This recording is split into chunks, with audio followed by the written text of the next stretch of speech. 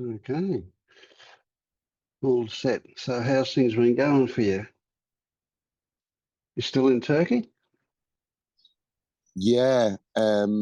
Yes. I've come away. It's like an Eid long weekend here. The sacrifice Eid, meant to kill a sheep or a goat and eat it. But I'm away. It's a little place on the Black Sea coast, which I found a few years ago. It's really, really beautiful. But it's been a rough few weeks with the vape. I haven't vaped, but yeah, it's. I don't know. Sorry, Vince. I don't know where to start. It's not a problem, mate. You know, I feel overwhelmed. So I just think I'm going to start talking and then just go. That's fine. That's fine if that's what comes out. Yeah. Oh, bless you.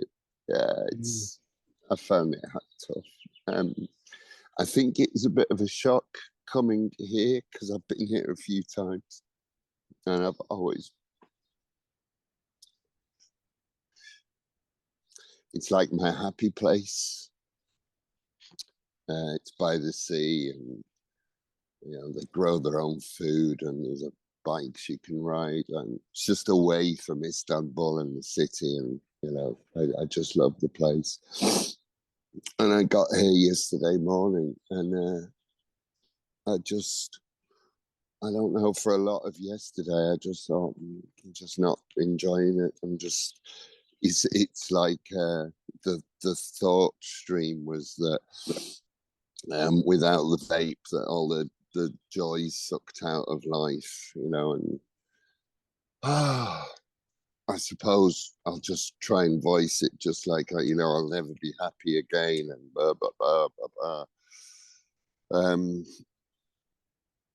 And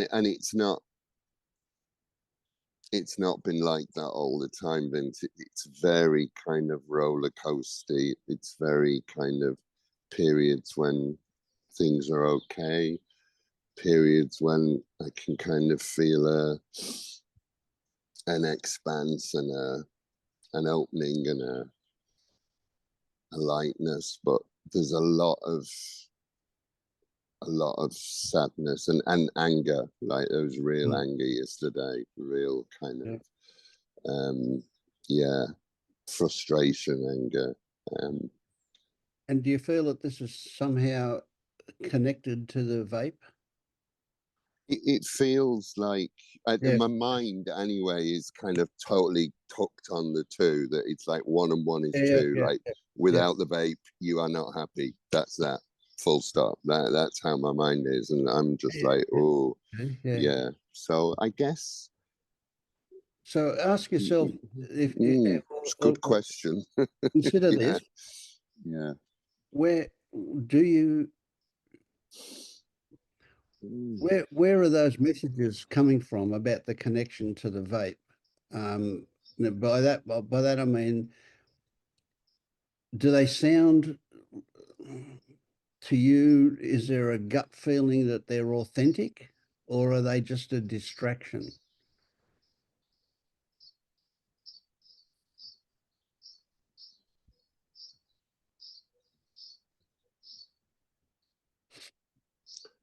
I think, honestly, Vince, I don't know, but I just had a feeling then if I say almost both, that there's a there's a core belief that I think this is what's driving me crazy. I thought I'd kind of done a lot of work on that. I need X substance to function, before it was drink and drugs, and did all the work around that. But now it feels like, oh no, actually it was nicotine in the form of, a vape. That was kind of what was left, and now you've taken that away, you're back to square one. So there's that feeling. Right. And So then at the same what, time, at the same time, I'm thinking, is that all a huge distraction from there's just some core thing that I can't seem to get to, or don't want to get to, or you know, that's the monster under the bed that has always been there, and both of them are equally kind of legitimate. yeah, Mm, mm. and kind of scary. It feels scary at the moment. Yeah. That scariness kind of, gives. So here, and it just might be purely my story, and maybe I'm even projecting my own stuff. I don't know, but I get that Please. really strong feeling that without the vape, you are confronted with the monster under the bed, right? That all of these things that you've done, whether it be vaping or drinking or whatever you did before, was a distraction from that stuff. It was a way of keeping away from that stuff. Now, the thing with the monster under the bed, it's just a story, of course, but the monster under the bed is a monster, right? That is, it's going to scare the shit out of you to even think about getting close to it. But it never turns out to be a big deal. It's only a big deal while we never get close to it. Right. And so without that vape, what you're walking on the edge of the the the, the lion's cage, or the alligator pit, or whatever, however you want to put it. You're walking on the edge of this thing where you're right close to it because it keeps on poking its head. It's like it keeps on nudging, wanting to come out, and you've got no way of pushing it back down now because you're resisting using the vape or any other distracting behavior. No, that feels like you said it much more succinctly than it feels like physically or metaphorically. It feels like somebody stripped a front layer of skin or protection, some protection off me. Absolutely, yeah. And it feels like my mind is saying I can't do that. Like I can't. I need something there. You need But to get rid of it. yeah. And that was the feeling I had. I think it's 3 weeks ago, Vince, when I stopped, or 2 and a bit weeks ago. And then I seemed to stop, and it seemed to get better. And I think the fact that it kind of keeps coming back that's what's bringing the tears back. I'm just thinking, oh, this is just, it's not fair. It's not. And I'm laughing, but inside I'm crying. I'm like, oh, it's not fair. This isn't fair. Man, I get it. I get the depth of despair and all of those horrible, horrible feelings that yeah. And I think at times I can really feel it. I can really feel the sensations. I can feel them. Yeah. That's what I'm trying to do, Vince. That's what I'm trying to do. Yeah. Well, I don't want you to be brave. You see, bravery is not the answer here. So society is going to say, well, man up and face it, and we can get through it. Well, that doesn't work. That's just another version of vaping.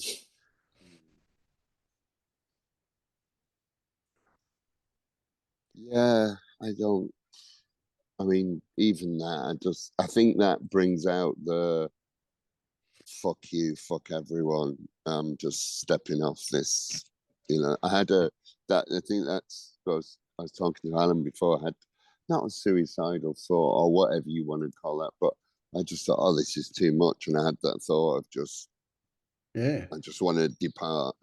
And I was so sad then, because I thought, oh God, it's been months since I even entertained that as a you know, an inkling of a possibility of a solution, you know. Oh, And I was way thinking, out. Yeah, for sure. you know, and I was thinking, well, it's just me trying to protect myself that there is a way out, you know.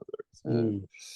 But yeah, the man up thing, I think that does, it kind of hits me somewhere, you know. It's like, yeah, I was never able to do that, and it kind of goes into, you know, being gay and being a kind of not a man or boy or proper, you know, all of Yeah, there's yeah, some yeah. core stuff really there, in that, um but yeah, sorry, I don't know what I'm saying with that, Vince. It's Yeah, just look, it's there all right. is something Yeah, there. yeah. Yeah. Look, it wouldn't matter. You can say anything. It doesn't matter, you know. Yeah. Well, you know, on one hand, you can go back to vaping and what your doctor said, you know, well, you'll die fairly soon if you do that. You know, maybe you can start injecting heroin, you know, then you'll die pretty soon if you do that. You know, there's a whatever you want to come up with as an escape from this, you're fucked, aren't you? Yeah.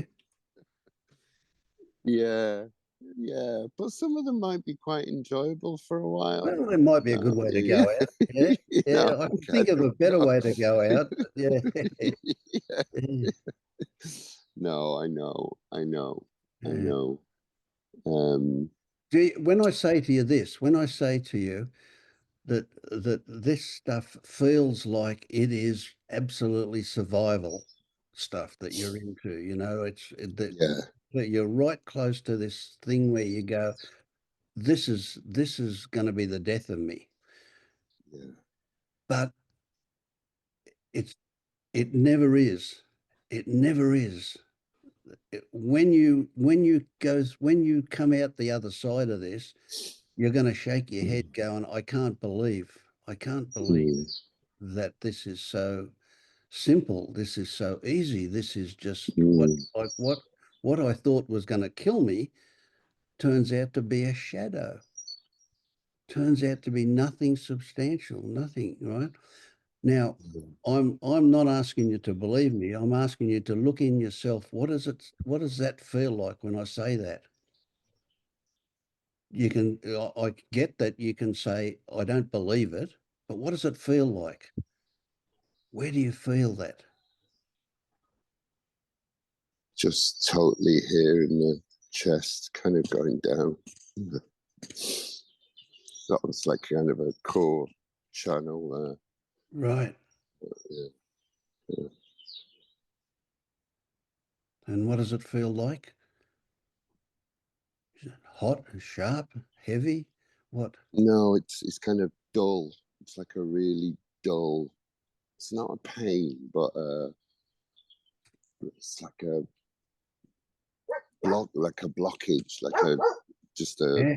block Like a there. blockage. Okay, I like Yeah, that. yeah, Yeah, yeah, yeah. right. And Like guess what a that blockage is doing?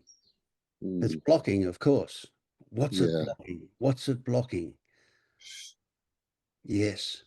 We don't have to know what it is in detail. We just have to know that it is there blocking something. Right? mm, And that wants to come out at the moment. That wants to come out with tears, doesn't it?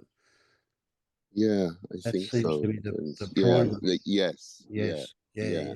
Yeah. yeah, yeah, And so if something changes in you that causes that feeling to soften, get that get that soften, and then it can be moved, then it ceases to be the solid blocking that it is.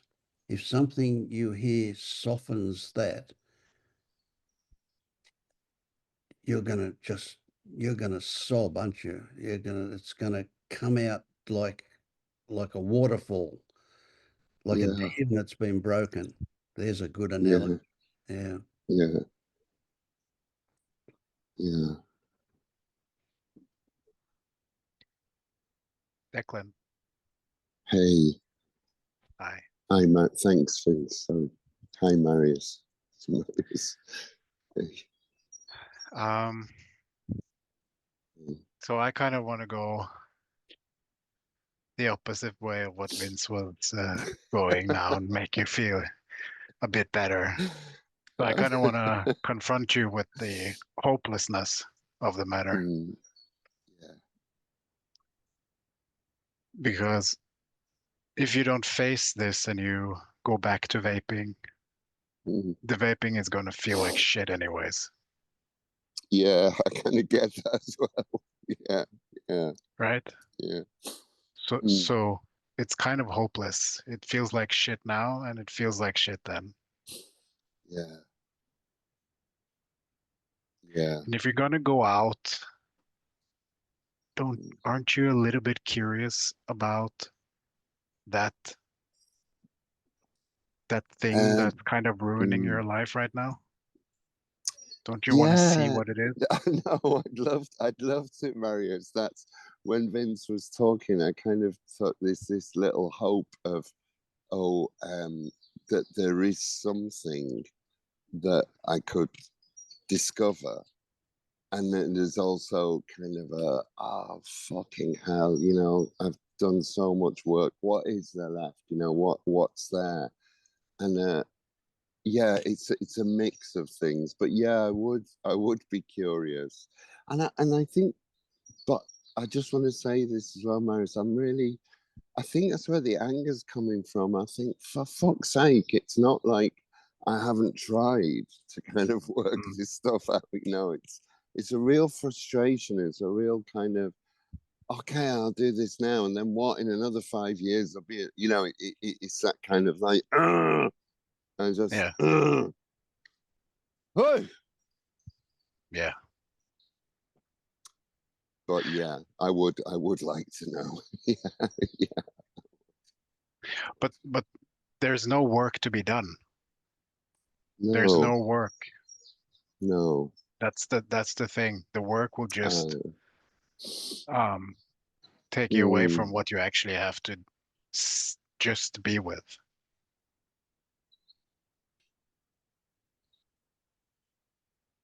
It's hopeless. It's kind of feeling that hopelessness.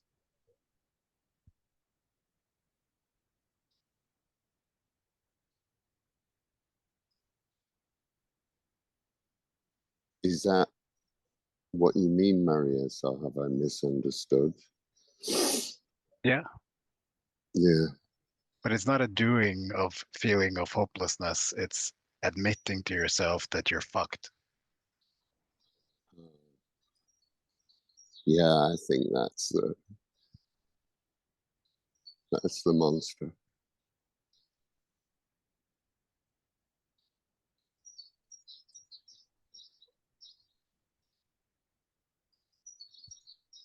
Yeah, if I let that in, it feels like it shatters everything.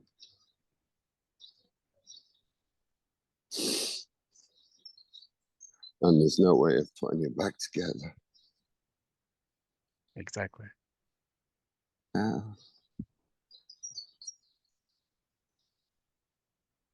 Does it have to be a big thing?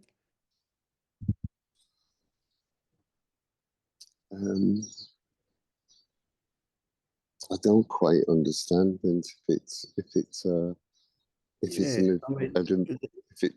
the consequences is huge, isn't it? Right. But if I admit that I'm fucked, and yeah, it feels huge. Yeah. How are you going to feel if you discover that what it is something that you already know about, but that you were trying so hard last time you visited that you went right past it? Yeah.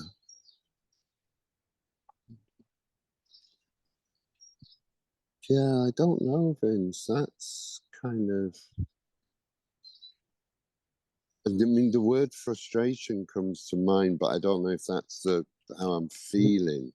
It feels like, it was, Yeah. like, I would not see that. Yeah.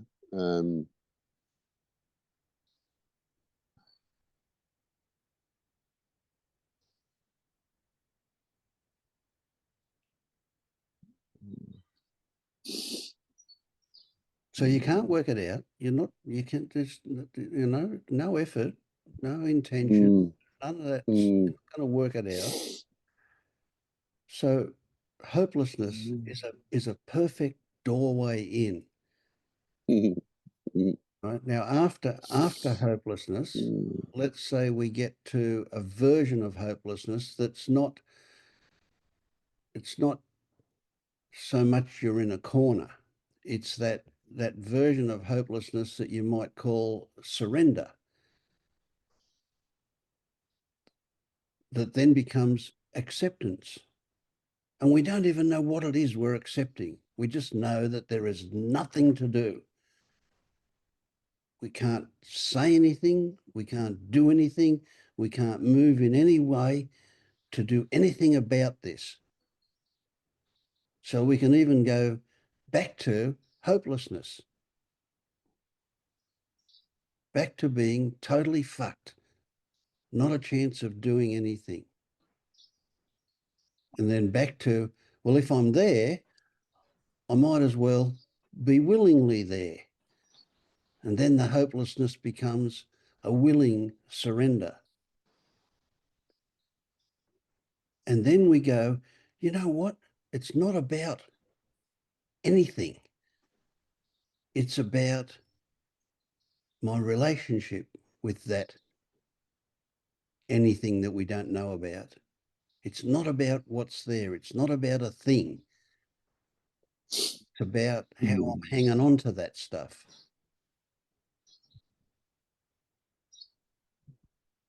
It's about, this is we go around in circles here. It's about the self that we create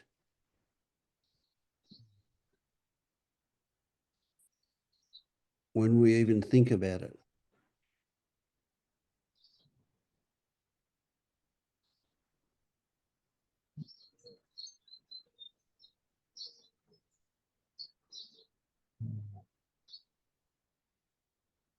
And only that self that's created can have any idea that he can do anything, work at something, fix something, change something.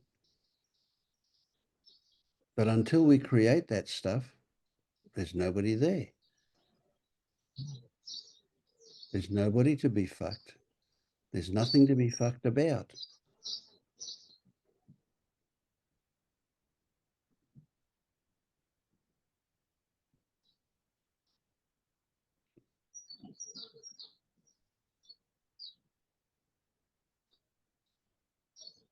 So in the beginning, the helplessness is somebody that's helpless.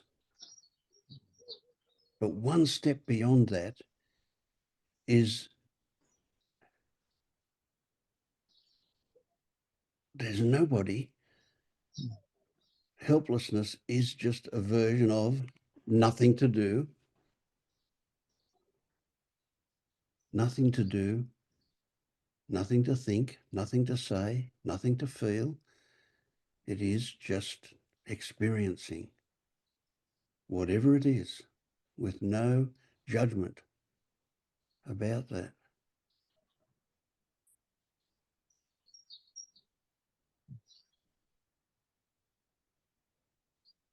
What's your feeling right now? What are you feeling in the body right at this moment? Just that dullness, like a slight ache across the chest and downwards.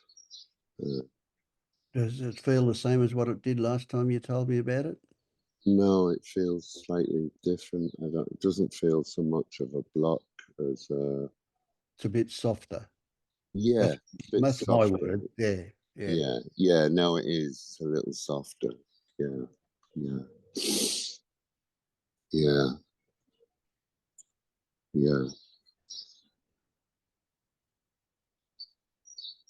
you had So, the strangest look on your face. I couldn't come to any conclusion about whatever, but when I say strange, it's not something I'd seen before, and that made me think, wow, you're in a really different place.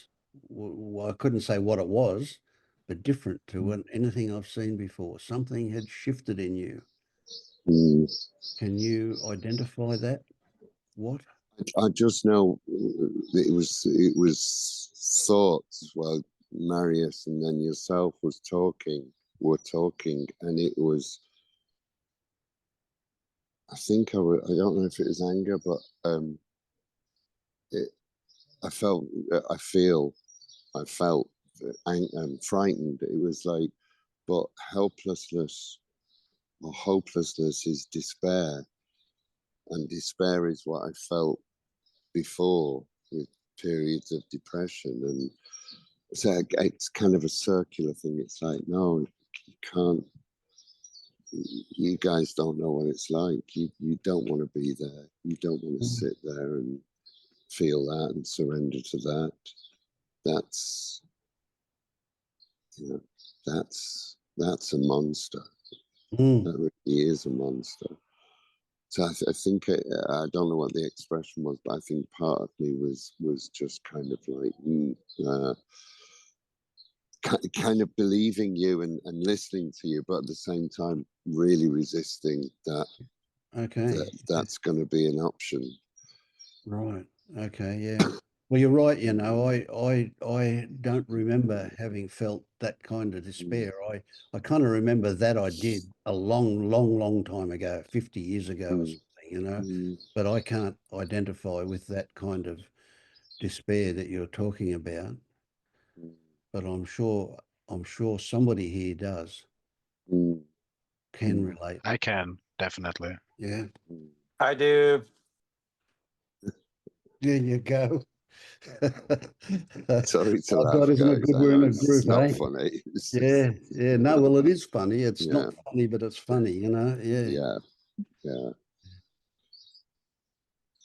So that is just the shittiest feeling, eh? I can imagine that is the case. It brings tears to my eyes to think about you in that place. Yeah.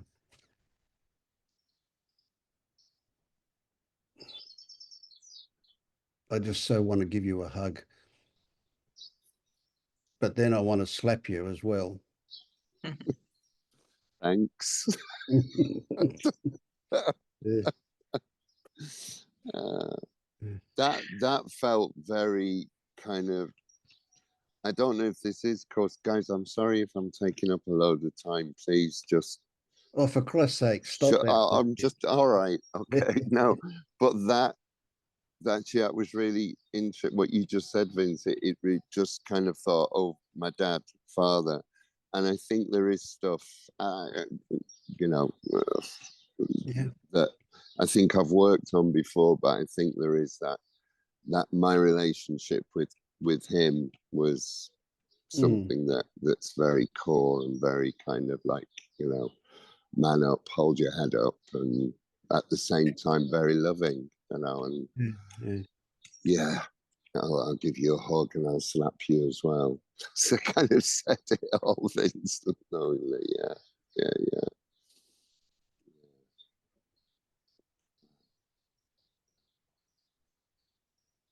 Yeah, see, that's what I was saying. It's very good chance that you know what this is about. You've worked on it, but I just come across it so frequently that it's just that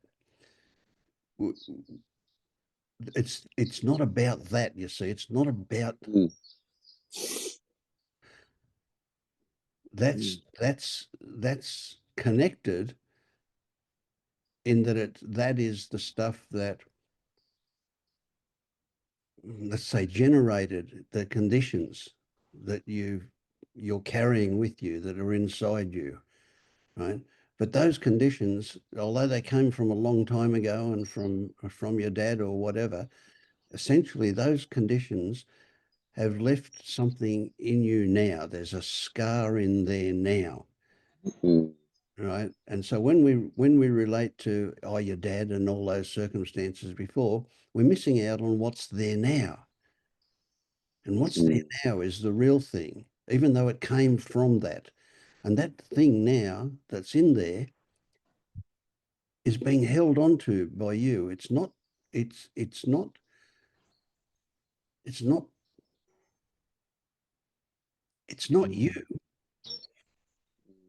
it's kept alive by things in you. And it's that's that relationship to it that once seen dissolves and then it changes. It's still there, it's still in you, but it doesn't have the effect that it's having now. Mm, Could it be, Declan, that this monster that you're kind of running from is this previous experience of deep depression, and that your mind is making up these stories that if you don't vape or if you don't do something to kind of feel or give your life some kind of joy through what that substance is, then you're going to go back to what your memory of that is, which is of course not going to be accurate, but that's the memory you have of it. 100%, Marius. Yeah. Yeah.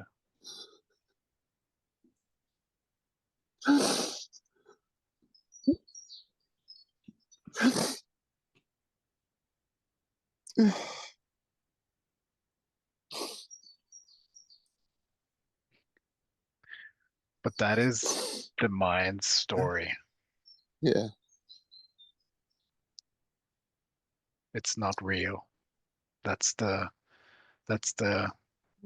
monster under the bed that's not really existing, but you're so scared of that you're willing to jeopardize your life even to escape it. I think you put it perfectly, Marius. I think the shadow of that memory is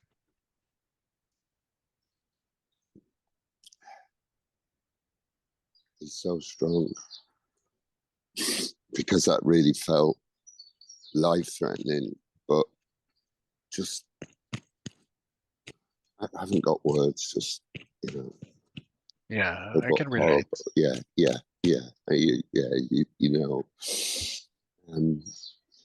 Yeah, and there's a big fear of that. Oh, that this is the start of, or that I'm actually in a version of, and yeah, and that whatever substance or behavior kind of can relieve that, I'll grab onto like a lifeline. Yeah. The tricky thing about depression, right, is if there is a story that or a narrative that's playing that I don't want this, then that is going to feel 100 times worse than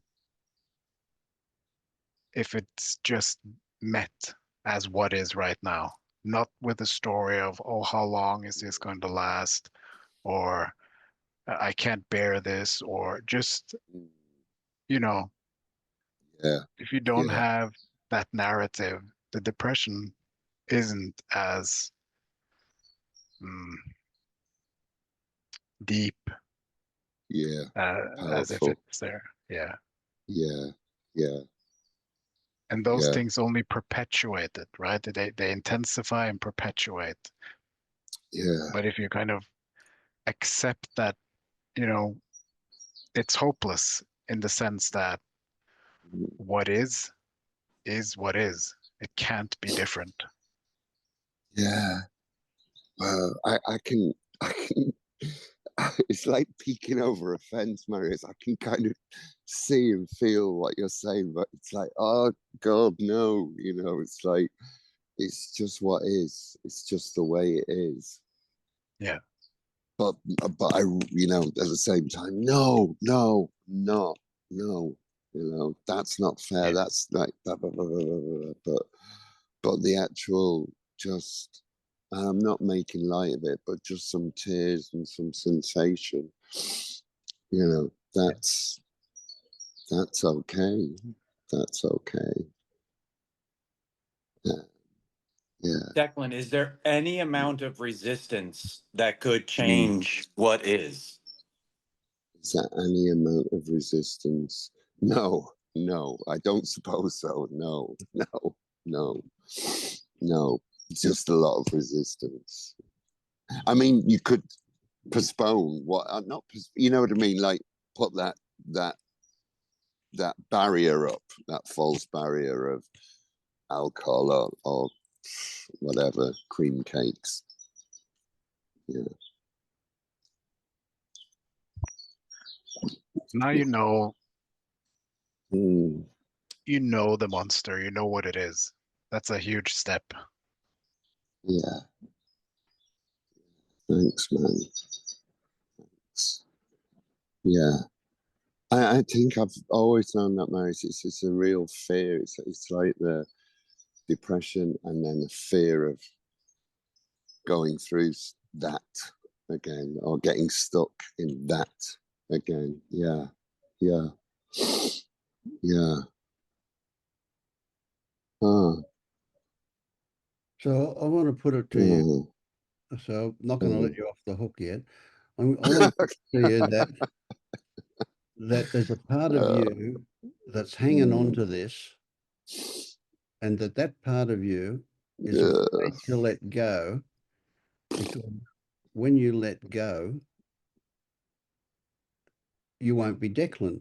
You won't be the Declan that you know anymore. By letting go of that, you'll be letting go of your identification with that, and you will be unfamiliar with this organism, person, whatever. It'll be a brand new, unfamiliar thing. So as much as Declan is flawed, he's familiar. And we don't want to lose that familiarity. In fact, we'll grieve that familiarity when it's not there. But how can you look for a part of you that is the not, that is this being tied on to, being connected to this, and undo that knot and allow it to slip away?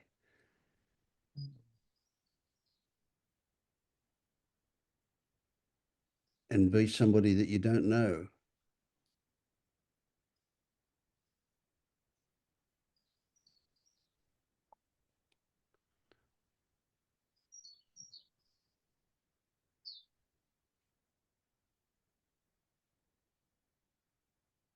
What's your reaction to all of that?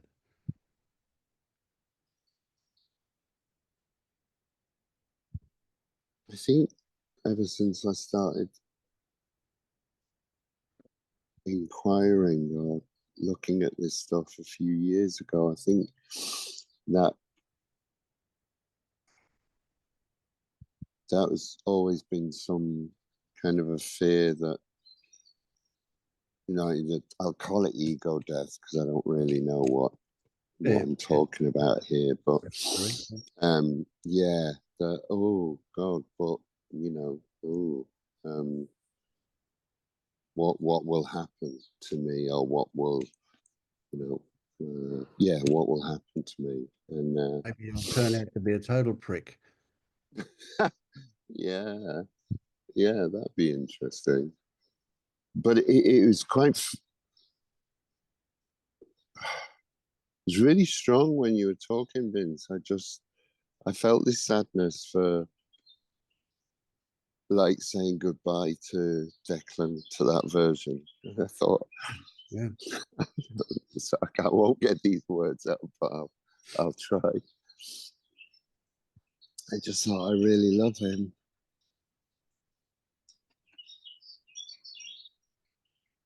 There you go. That's what the hanging on is for. And he's lovable. I love him too.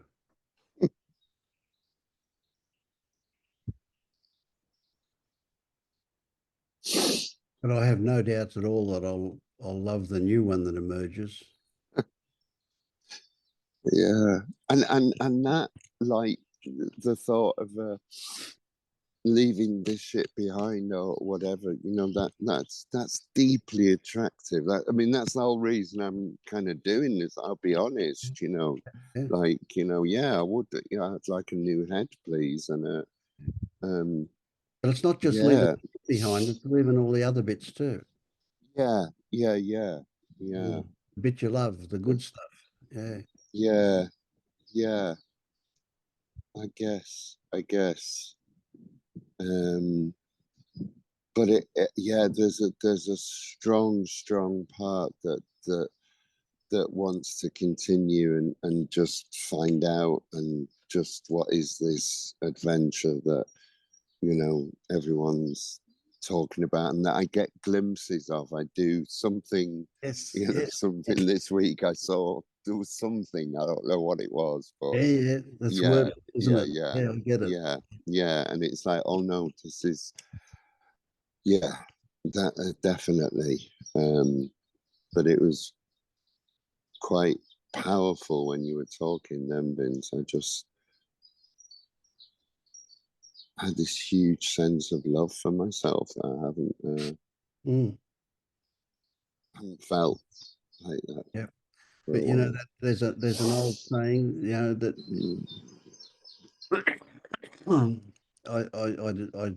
I can only paraphrase it, but it's like something you love. If you let it go,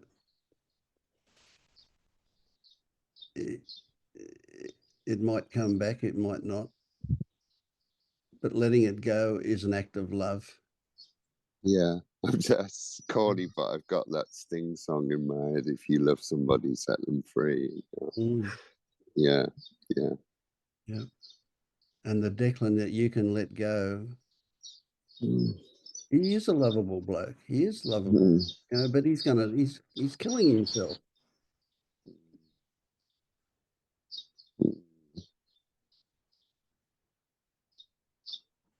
Yeah, and I think, I know I wrote down some core beliefs a few weeks ago, Vince, that just came to me one day, and I was talking to Alan, and one of them is that you have to like me, like I have to be lovable or likable, or that's, I think there's probably the reverse of that is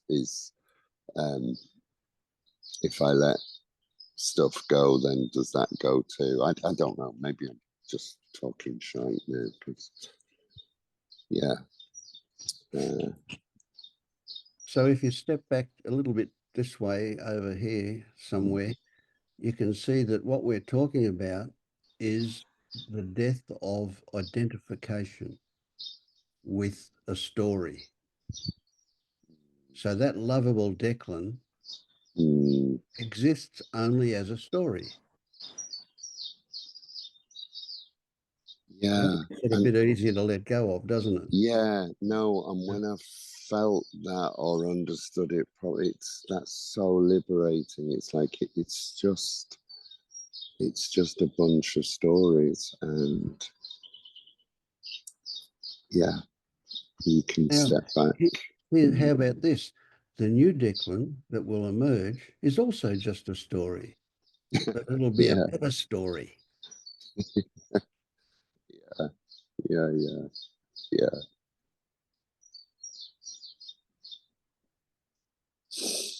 Mm. Mm.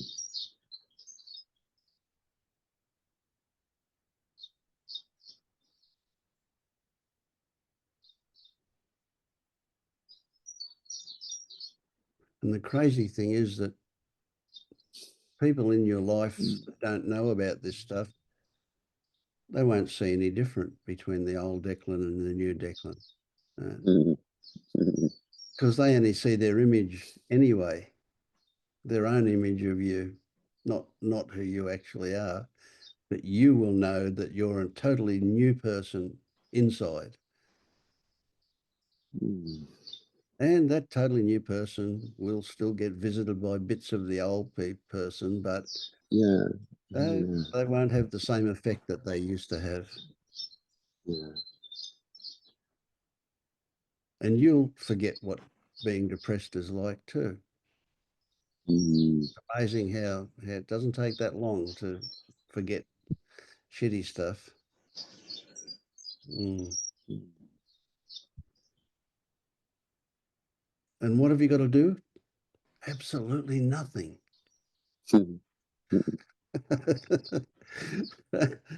But when you say that, sorry, Vin, it is about feeling those sensations. I was going to call it emotions, but like, because that one feels softer now.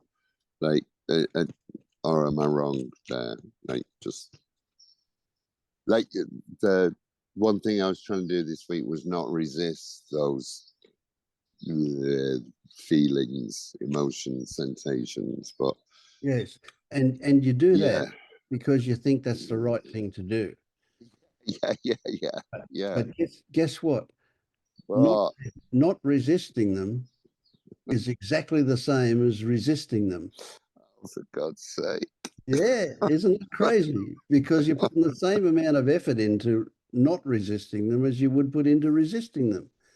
Yeah, and I've kind of heard you say that before, and I didn't Yeah. understand it, and now I understand it, and I just think, oh fucking hell, well, what then? Yeah, there you go. You're But back in yeah, that corner that Marius put you in. You can't move. There's yeah, nothing to do. You're fucked. yeah, So you might as well enjoy the ride. yeah, yeah. Aye, aye, aye, aye. Now it's not to say that in the back of your mind you don't have this idea that not resisting is better than resisting. Of course, that's true. Definitely, yeah, That's yeah, yeah, you yeah, know, yeah, yeah. but you just push it into the background a little bit and leave it do its own thing over there while you watch what happens. And the fact that you've got that idea is going to influence the way things happen. Ooh, But that's not your primary concern. That's just the way things work. mm, So mm. there is no wrong. You see, if resisting happens, it happens. And as soon as you see it's happening, you can go, oh, just go over there and leave me alone. I'm busy. Uh, Just don't engage with it.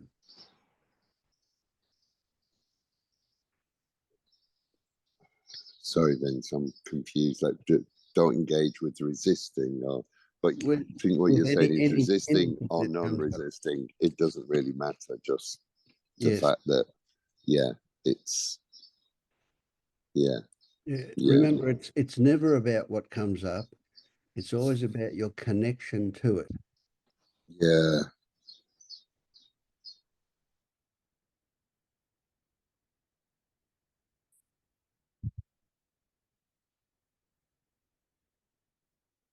Your internet just froze.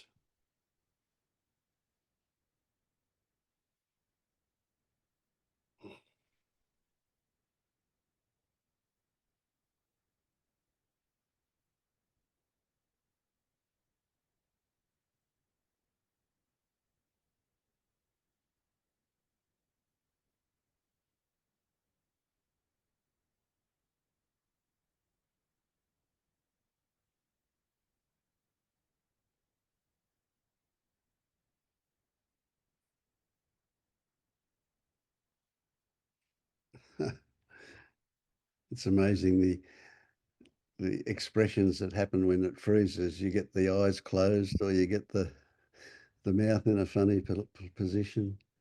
It's really weird, isn't it? Yeah.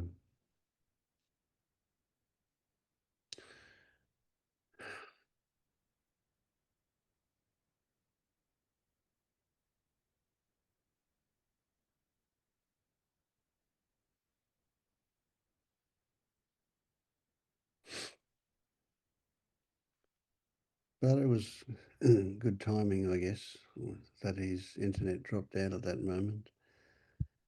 Yeah.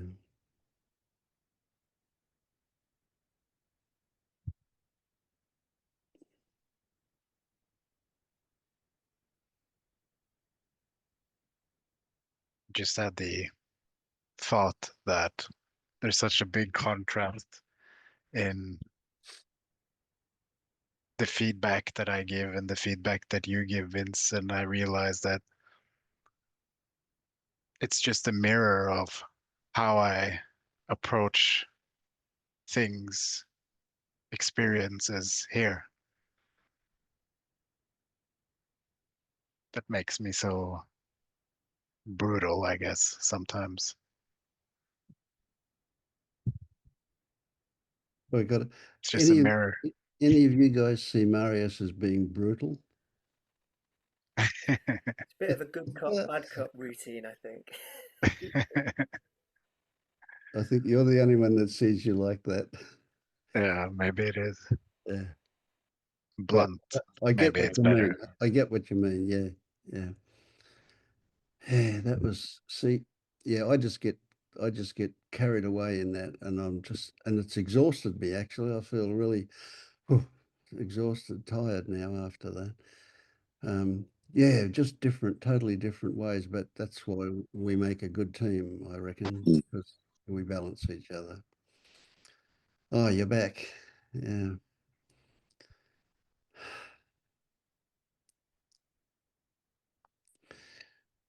Yeah.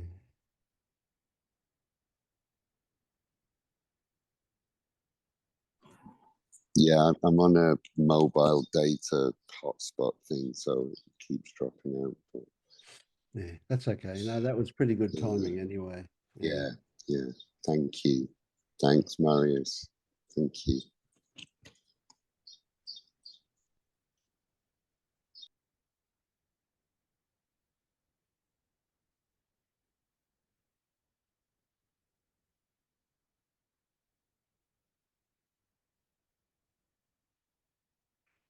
Feel a lot of love for you, Declan. Yeah.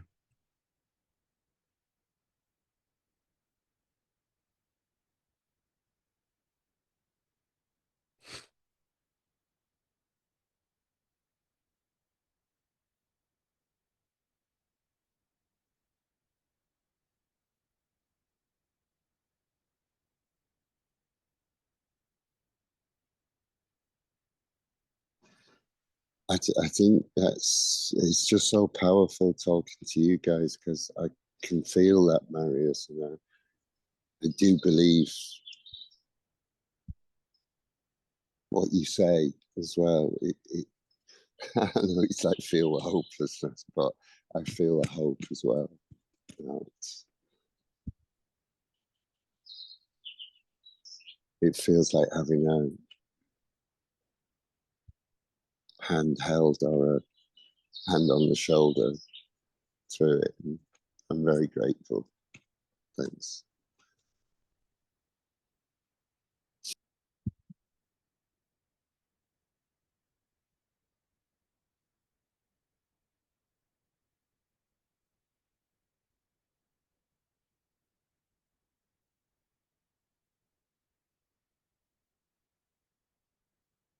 I just thought about bluntness, supposed bluntness of Marius. And I think maybe there is a hidden agenda in this when I say things like that, but I don't like this or that about Marius or Vince because it's be more blunt with me like I am with you. I want this.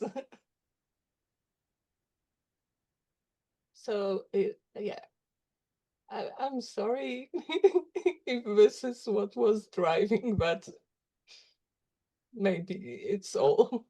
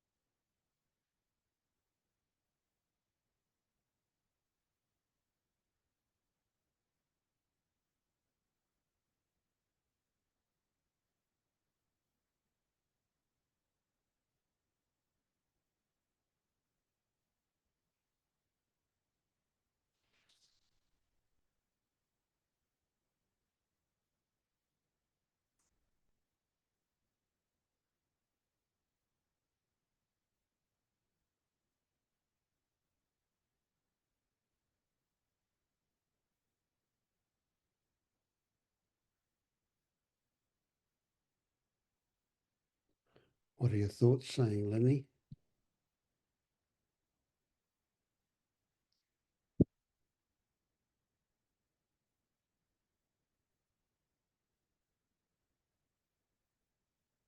You're muted.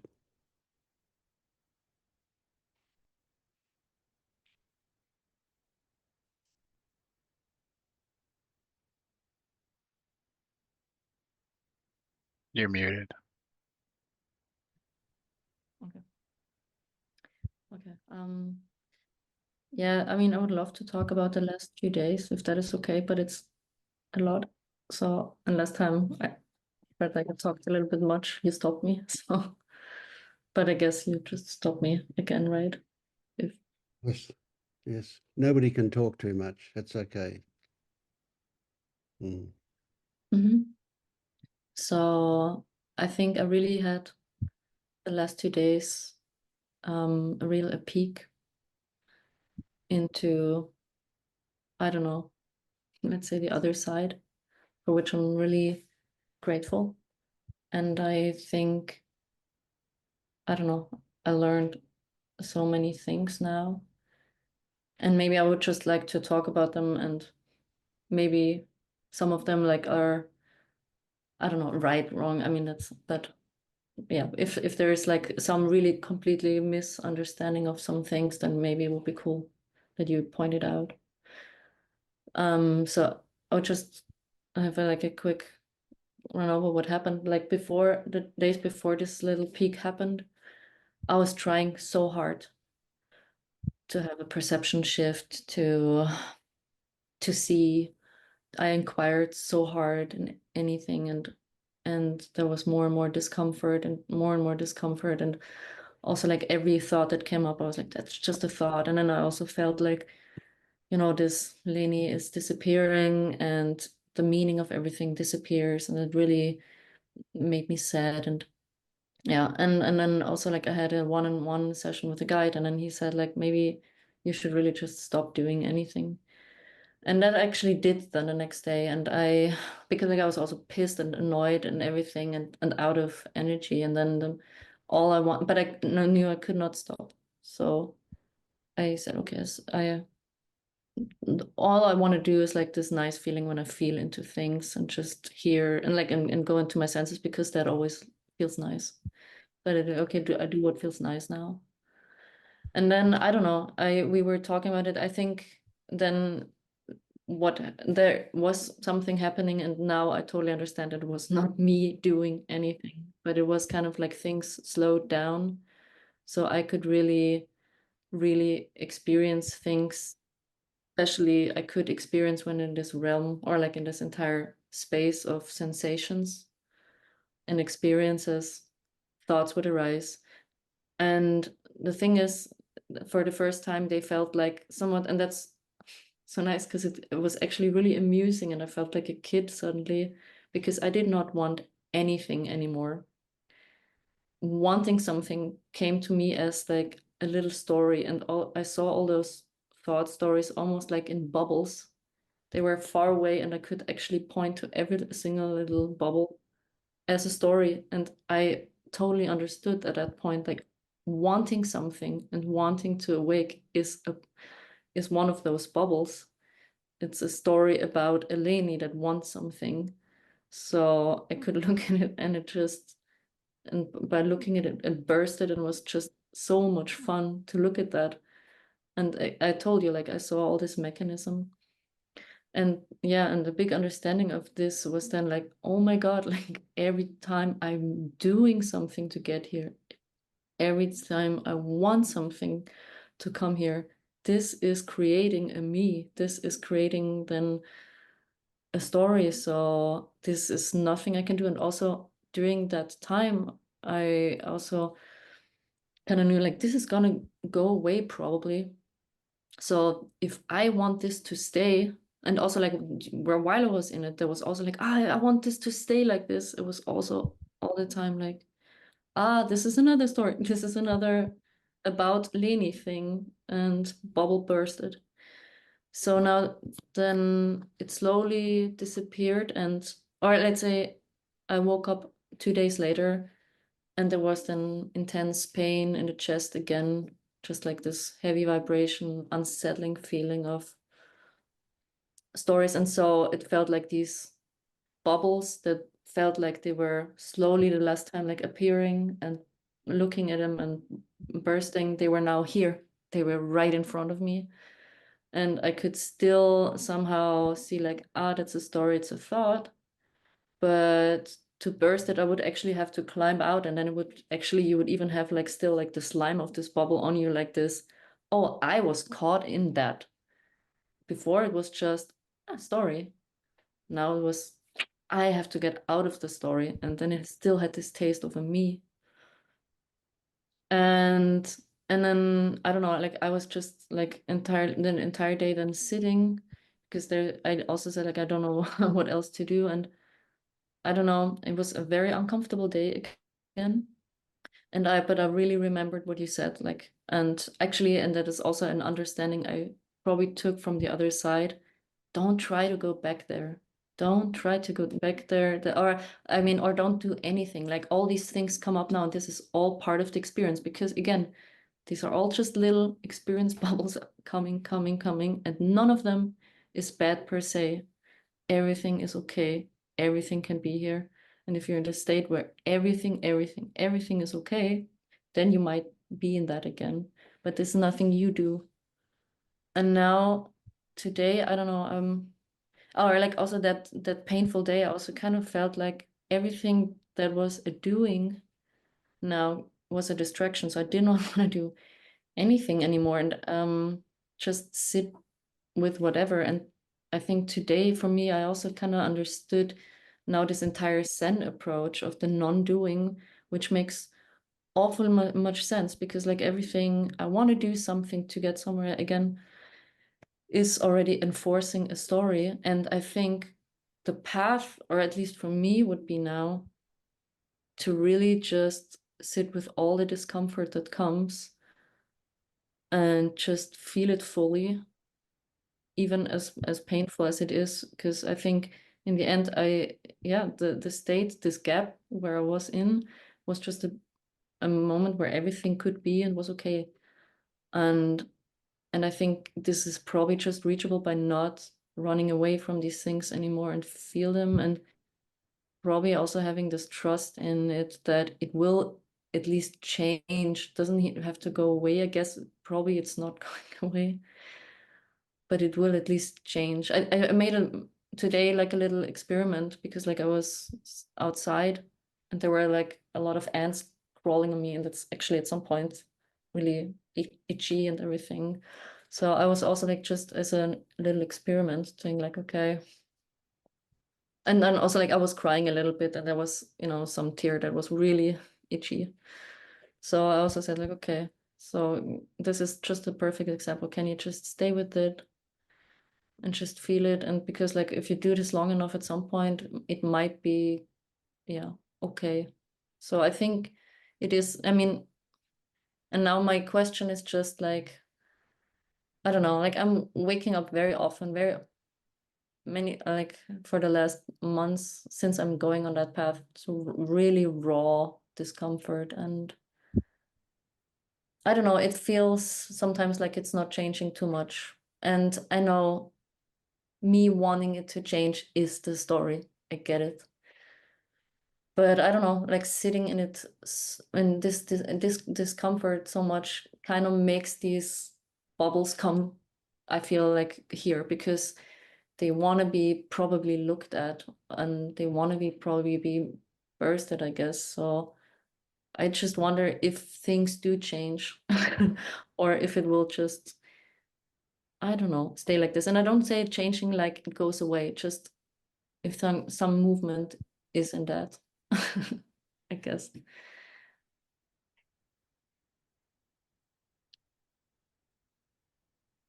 Yeah. Mm. Because like, it is, if it kind of oscillates now from day to day very quickly, from no pain, and then actually everything can slow down, and I can really just be with most of it. And actually now I'm just grasping how many stories there even are that you have to learn to sit with and say, okay, then that's just how it is. It's okay. And there are so many you're not even aware that they're there. Yeah. But yeah, but when days are coming when they're like really the heavy ones, I don't even know if I should even give this no compassion, or even, I mean, I think because like they come up through the story, which is kind of helpful. Then I think at some point the story gets unimportant because you can really just put it away and just feel the feeling, and that makes it harder. Makes it easier at some point, I think. Makes it not so heavy anymore. But yeah, I feel like also through that, on those days, nothing really, I don't know, changes. And then it's really just uncomfortable. Really, really uncomfortable. And yeah. No, I don't even have a question. I think I don't even have a question because, again, wanting it to change reinforces the story. So I guess I just sit in this, because everything else feels like a distraction and makes no sense to me anymore. And that's where I'm at. Mm. Well, that was a great. That was excellent. Yeah. Right up to the point where you started to tell us about the discomfort, about the painful stuff.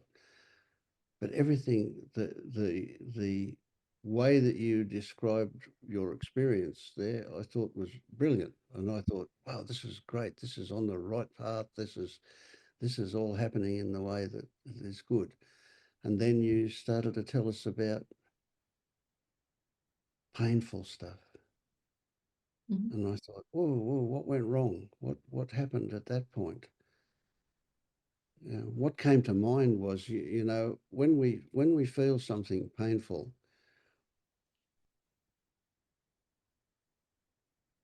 only 20% of that pain is the actual pain. The 80%, although it's still experienced as pain, comes from the stories about that. Mhm. So you were seeing the stories and you were seeing them as bubbles. That was a great way to see them, and being able to burst them or not, being able to extract yourself, even if it left a bit of slime on you as you got out of the bubble. That was great. That was excellent. And so that was objectifying all of those things. But then you were telling me, without saying it in words, that there were still stories that you weren't seeing as stories happening. Exactly. Yeah. Yeah. And I feel the only way to see them as stories again is, again, I don't know, just not getting a distraction from whatever. So I feel like now all I want to do is sit and do nothing. And I also do totally understand now why you should never go into a practice. Because I feel like every time you do that, you go in a doing for something, and then also like, even if you say like, now I have my 1 hour of meditation, that is a perfect distraction in a way also for the mind to go in this hour into some whatever distraction mode. But I think now, because like that day was so painful, because every time I did normal stuff like going shopping, feelings would come up, and then and that's actually, I think, the more valuable moments too, because when it's just happening, and if it comes when you're not planning to do it, if it's just coming and creeping up and then I think all you can just do is sit with it. Yeah, they're great That's all opportunity. I think. Yeah. Yeah. So I'm inclined to think that yes, you've moved to a point where you can shift your focus with what's going on down to a more subtle level, right? And notice not what the stories are, but rather your connection to the stories. Mhm. What is your relationship that automatically arises to those things when they come up? So the stories themselves are irrelevant. It's what they Mhm. trigger in you that is what we're talking Mhm. about. And what they trigger in you is not even the relevant thing, but rather how you hang on to that. Right. So there's an element of what we were telling Declan here as well, that it is your relationship to them where the juice is for you. Mhm. So there's no getting there or not getting there. There's no failure or success in this. There is just a constant movement into Mhm. more subtle, more ephemeral aspects of this. Mhm. And you're perfectly right in that everyday life is your best opportunity for these things, Mhm. because it's when you just do normal things that you get triggered. And that then shows that is the opportunity for you to go, this is curious. What's going on here? Yeah. Mhm. The So only thing is with this approach with what's going on here, I don't know. That is maybe also just a question how you would approach it, because like very often then also a mind wants to go into a thought. What is this? What is this label for this? What is the yes, story beneath the story? And yep. so is that okay if one can just say like, okay, there is something, I No, don't know yes. what it No, exactly all is, right. but I I just want to want to feel refine what I the said. vibration, Yeah. or I can So, want to sit with the pain and yep. just, I don't know, sit with it, not So doing anything with the it, just sit with it. curiosity is not about finding an answer. Mhm. The curiosity is about being open to whatever might arise and what might not arise. So it is about being curious, not about being curious about something. So there's a subtle difference again. So I wasn't clear enough in what I was saying. We're not looking for we're happy for questions, but we're not looking for any answers. Mhm. Yeah. Yeah. So that attitude of wonder, what is going on, without the need to know what is going on. Okay. It's a bit tricky, but yeah. When you say okay, I think you get what I mean. Yeah, I think so. I mean, also now with the filter through that experience. So, because yeah, there is now for me this feeling like I really don't want to get in yet another story. So, but I don't know if it's a story that I say like I just feel the feeling. I don't know if that is the right way or if there I should be doing more, because what I just don't know if there's like something coming like in a let's say in a wrong container. You know, you just like you think you're sad about this, but in actuality it's actually you're sad about that. And I don't even know if I should be knowing that if they're not both Yeah. irrelevant, and if it's just There's important to nothing to see the figure feeling. out. There's Yeah, absolutely exactly. nothing to figure out. Yeah, that's what I also kind of have the feeling. It's for me, it's more of like, yeah, sitting with it until it, I don't know, and just feel that. So what is, Yeah. if in that case, that example, what is that? What does that sadness feel like? Just a very heavy Yes. No, vibration. I'm not Yeah. asking you what it feels like. Oh, okay. Yeah. Okay. I'm saying that's where your focus is. But again, Mhm. not looking for an answer, Mhm. I right? got it. Yeah, So it's not exactly. That's also my feeling. what No. the sadness what triggered the sadness. It's not where the sadness came from. It's about what is your relationship to the sadness, and not at a mind level. Mhm. Right? What does it feel like at a body Mhm. level that is Mhm. immediately too subtle for a label to be descriptive, beyond what a label can do? So at that level of intimacy with the sensations is where you can take your mind to look. And so there's nothing to figure out. There's no conclusion to be arrived at. There is Mhm. just are looking at what is going on right now without any ideas. And so what we get is we get beyond the stories. Exactly. Yeah. Because again, We I get- do remember this state where, you know, experience per experience just came, and I was in this like, huh, oh, and this, and this, and Yes, this. And that's the it. cool, exactly. It was all, yeah, yeah. And now, but now when there is pain also, it's, yeah. And I think that's exactly where you got to look, because then you have like, oh, this, no, not this. And I think this is exactly, Yep. yeah, where it And feels good, I guess. we avoid the pain by creating stories or That I vaping or saw, yeah, that I could drinking, really see vacuuming, everything. going Yeah. shopping or something.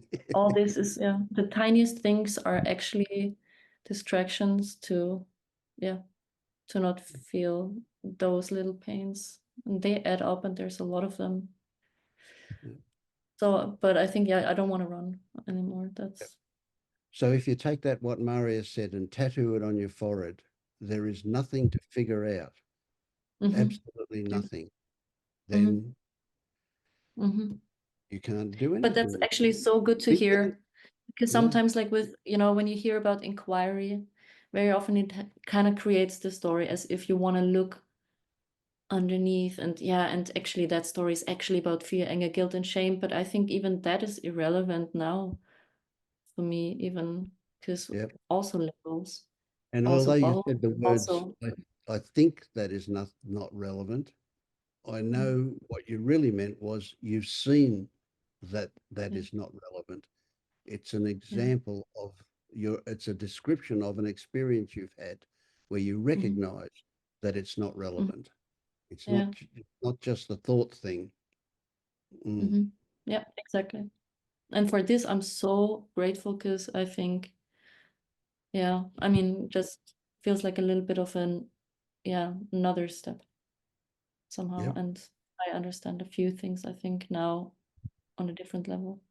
That is cool.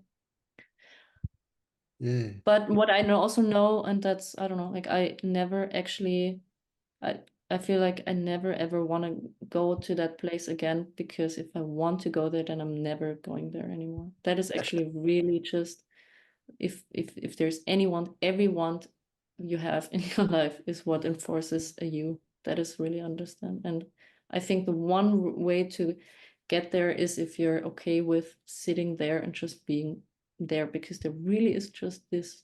I totally understood this, just this, on a really deep level, Excellent. and it was Excellent. so nice. Yeah. And that stuff can be so subtle too, because you go, oh, I know if I try to get there, I'm not going to get there. So I'm going to not try. No, and that is also That's the doing. same. That is also a doing. No, I really, Exactly. Yes. I think if there's anything Eleni wants now, and I even know that there's Eleni, it is really just being sitting there and being okay with whatever comes. That would be really just a nice. But I mean, Beautiful. but I think for this you need to sit through all that and be starting to be okay with whatever comes. Yeah. And I think there's no other way than just to sit with it, I guess. There is no there, by the way. I just want to be clear about that, because the Yeah. mind will really grasp onto there, even if it says, you know, even if it gives you some kind of reason or some explanation, like I know that if I grasp onto it, I won't go back there, but there is no there. You could have a similar experience, but that experience will never be what you remember it is. So And just also, be open to all experience. yeah. Yeah, totally. And also, interestingly enough, was what I saw like this day when I was in pain. I saw the mind running crazily wild and trying to narrate it and figuring it out and just saying this was that and this was that. It was actually also it's still hilarious. But I think I understand what you mean. It's just like for a lack of words, or like even because, you need to use words. And I think with the there, I mean this just thisness. This feeling of like this all is okay. And I'm now not in a place, let's say, I would say like where all is okay. I mean, right now, yes, I feel, but there is now moments coming up where the is not okay because something hurts here, or I don't know. Yeah. Yeah, because the But trap that is there okay, is, and even that is all okay, and that is also such a cool knowing now. All of this is so okay, and this is something that I kind of took with it, and that's so beautiful. Yeah. Thank you. Thank you, guys.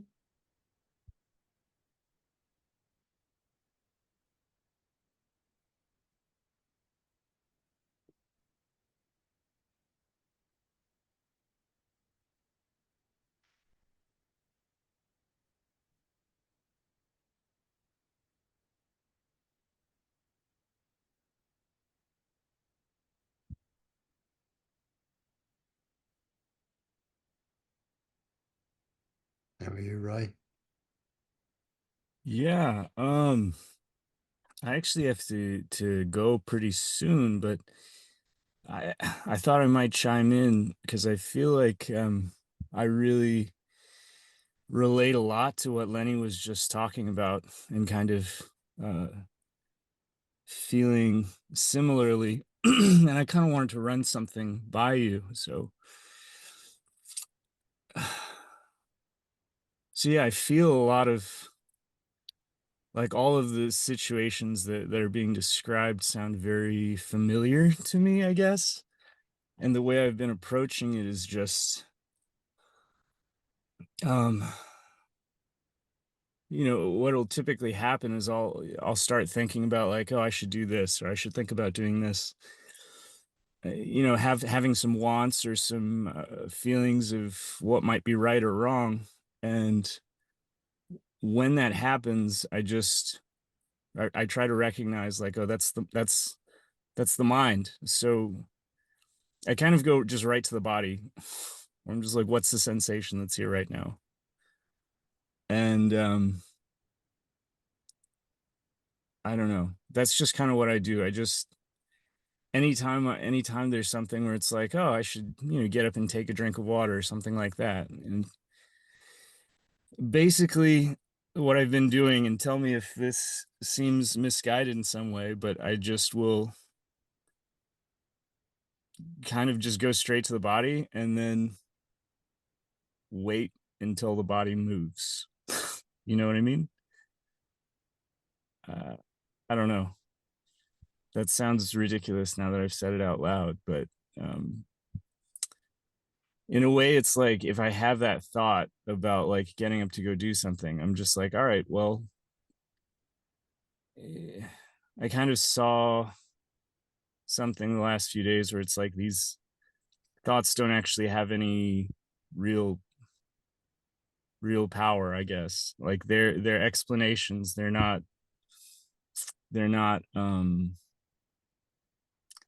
Yeah, they're not. yeah, I don't really know. Yeah. No, I like it. Yeah. I like it. I like what I'm hearing. Yeah. And so what I imagine has happened is that you've had a shift from believing that your thoughts are causative. Mm-hmm. Yeah, maybe. I mean, there's still some doubt. Like none of this is clear, and I think it goes like back and forth rapidly. You know, but yeah, I think there's something that's been seen. There's been some insight that like these thoughts and explanations, like they don't have any real power. They don't actually do anything. It's kind of like what we've been saying, where it's like there's no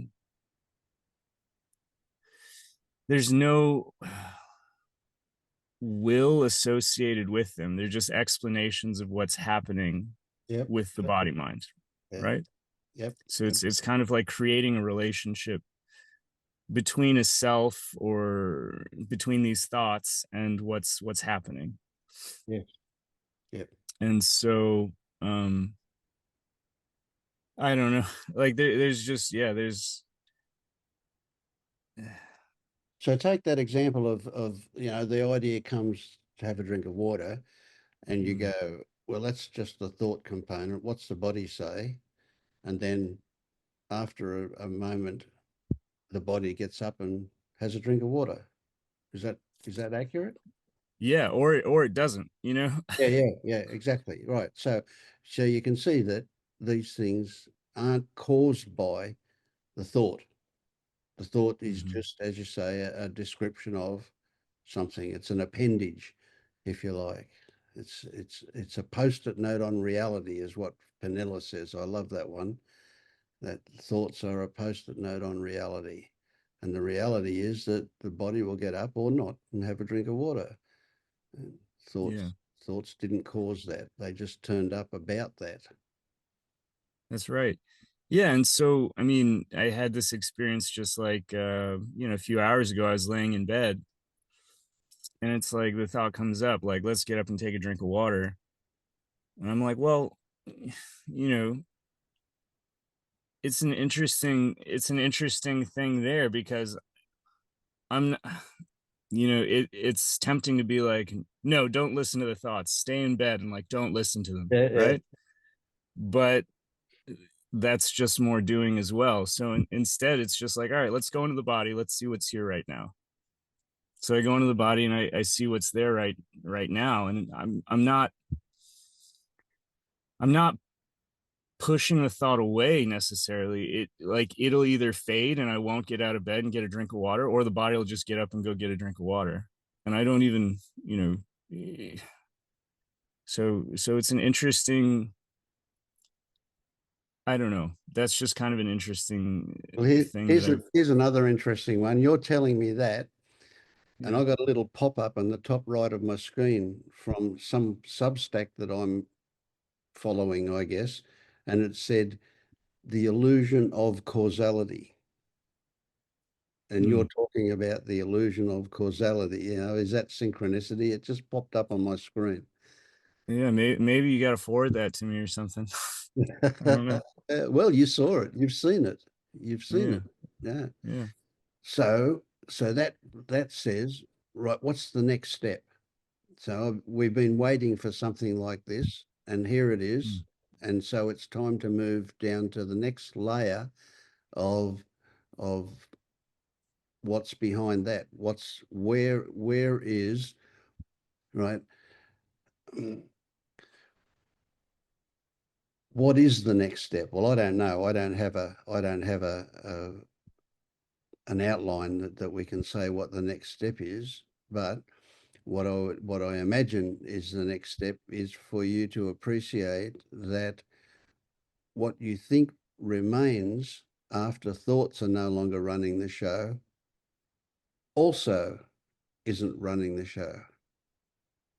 Yeah. And now where we want to get eventually is we want to break any identification with this idea of a self. Do you want to attend to something there? No, I'm in a parking lot. I was just waving. Okay. Yeah. Okay.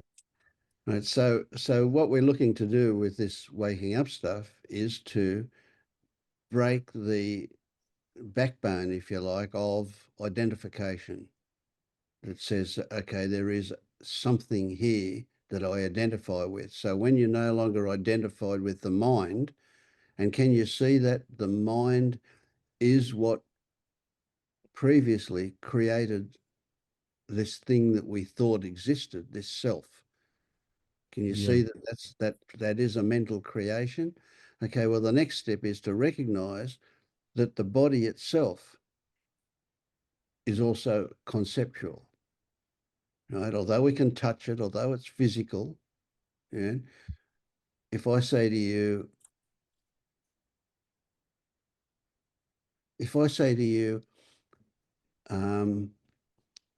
is a university a thing? well, how about this? Is a hospital a thing? There you are. You work in a hospital. Is a hospital a thing? Of course you go, yes, of course it is. It's a thing, you know. Yeah. But if Yeah. if you look at it, what it is it's a building, and there are people in it that are doctors, and there are people in it that are patients, and there is a whole lot of support staff, and there are parking lots, and there are signs on the glass doors or whatever, and there is intention. There is this intention for doctors to treat patients, to do things, right? And if you put all that stuff together, you can put it under the umbrella of a concept called a hospital. Does that make sense to you?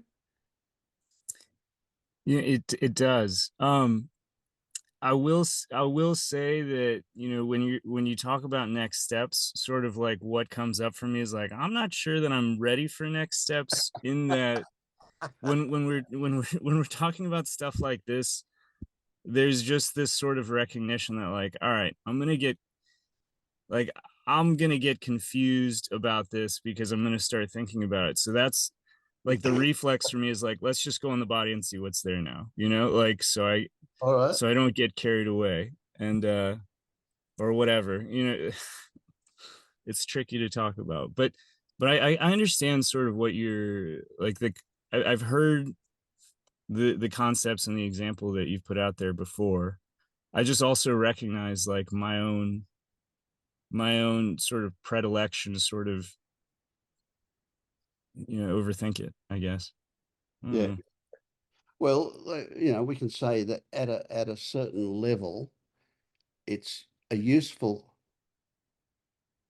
thing. It is useful to treat that concept as something actual, like it's a thing.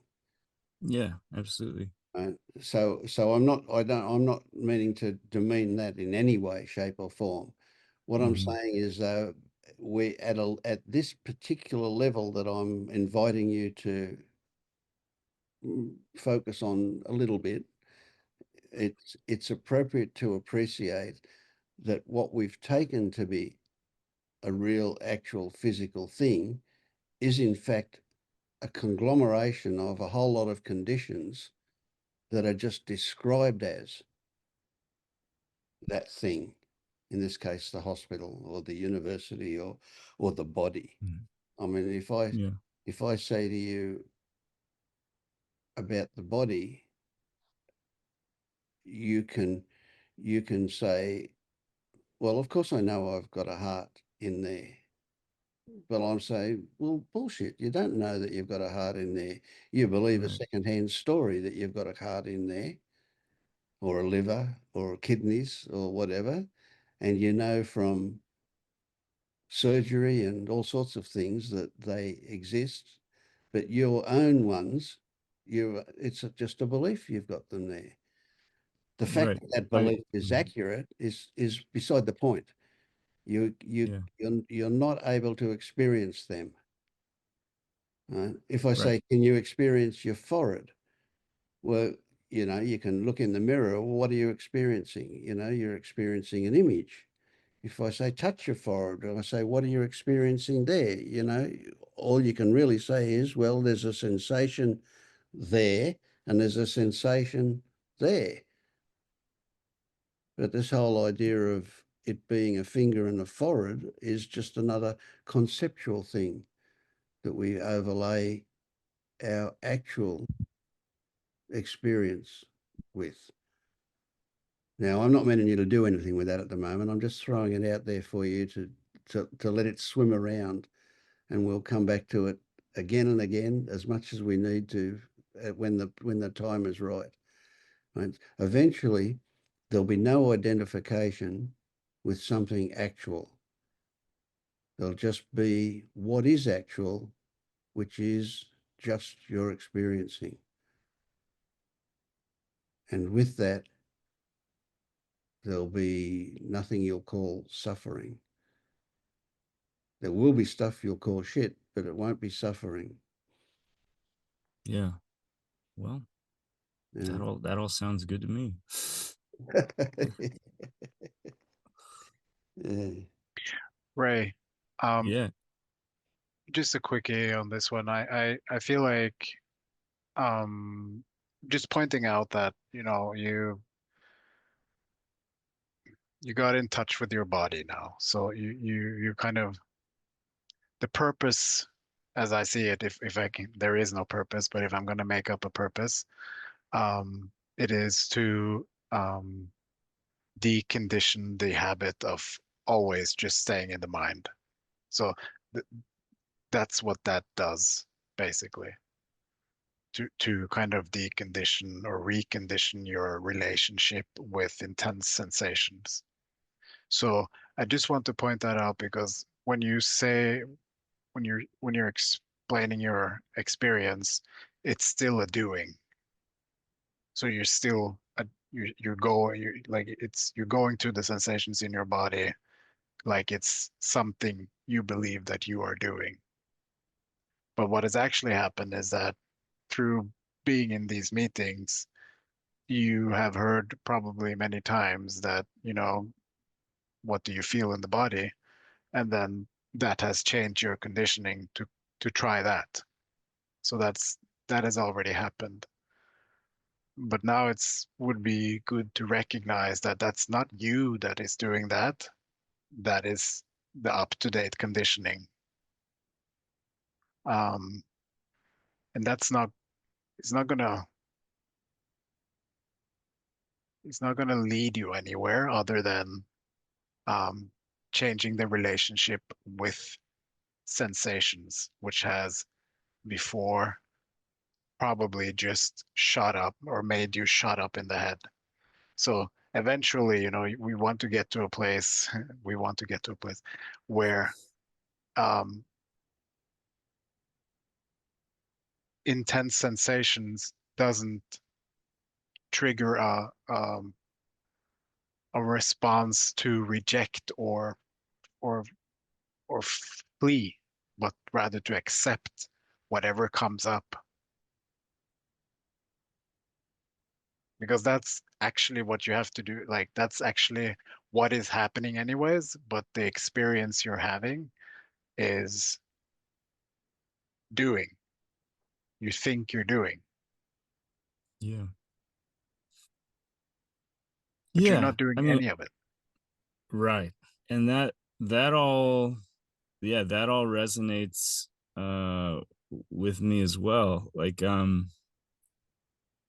I guess the one thing that I'll say is like the sensation part for me is, I don't know, it feels like easy in general to be with those sensations. Like I'm recognizing there's some recognition that a lot of the suffering, a lot of the things that feel like impossible, like I'm in this impossible situation, are from being in thought and believing the thoughts. And so when I come back to the sensation, it's almost just like easy. It's easier where it feels like, oh, is that's all that's there, you know? And it's Yeah, like, okay. And yeah, so that part doesn't feel, I don't know, that feels like I don't want to say progress necessarily, but like there's an insight there where I'm like, oh, okay. It I guess like I would compare it sort of kind of like what you were saying before. It's like the monster under the bed where it's like, oh, well, this is all that's here right now. And you know, that's fine. And what you were saying about like seeing the, like going to the body as a doing. Yeah, I think yeah, the mind has sort of adopted that as like the strategy. You know, it's like, okay, well, this is what I can do when this happens. But yeah, like the mind adopting this as a strategy is really just laying a claim to something that's already happening. You know, is that's kind of how I see it. And so it does resonate for me what you're saying when it's like it's just conditioning. Like this stuff is just happening. Like the body and existence and experience is just doing this. And to make sense of it, the mind is like, well, this is why I'm doing this. Like, this is my idea. This is whatever. Like, that makes sense to me. But it also, you know, part of the reason why I'm like, I'm not sure if I'm ready for next steps is it's all like it fades in and out so quickly, and like it's all mixed up. Like, how much of this is the mind saying like, oh, I understand, and how much of this is like it is kind of a disorienting place to be right now. But None of us I don't can know. give you the next step. The next step will become apparent to you when it's time for a next step. Yeah, I think that feels right as well. So yeah, that's where I'm at. Yeah, That will also just happen. And Yeah. and in my experience with lots of people, you'll never believe that you are ready for the next step when you are ready for the next step. Yeah, I can also see how that may be the case as well. But Yeah. And some of that stuff you were just talking about was already in the next step. So, but don't worry about it now. I just, yeah. You've had, yeah, you've had a couple of shifts by the sound of it, but yeah. yeah, I feel like I'm dipping into stuff and then dipping out of it, and then like overthinking about it and getting confused, and then so right now, I mean, it's just like, yeah, Yeah. Well, just I'm trying to stay oriented to channel the body. Lenny. The what? Channel Lenny. That'll do it for you. Yeah, that's I did feel like I was like, man, I relate to a lot of that. So Mm, yeah, good great. stuff. Mm, Thank you guys. thank you.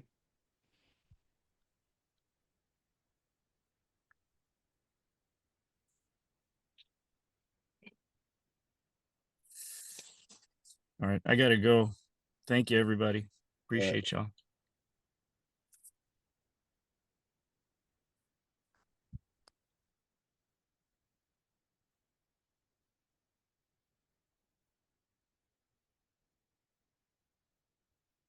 He's got to jump in his conceptual car and drive to his conceptual hospital and fix his conceptual patients. Yeah. You're looking really relaxed there, Lou.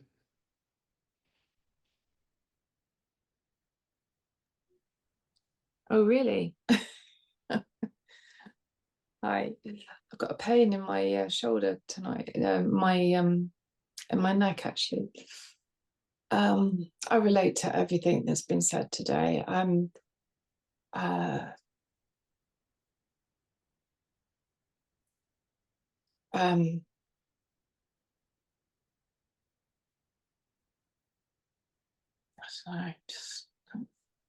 just want to get off the roundabout.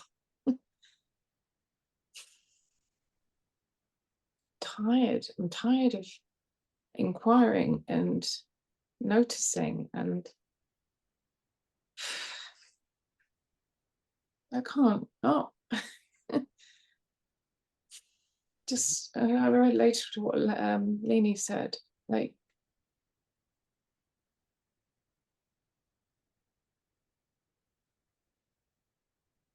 I can't do anything. Like, there's nothing.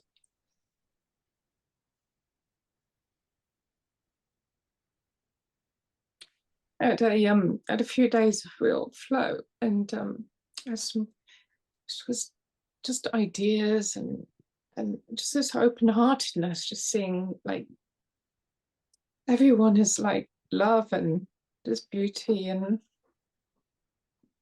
I don't know what happened, just kind of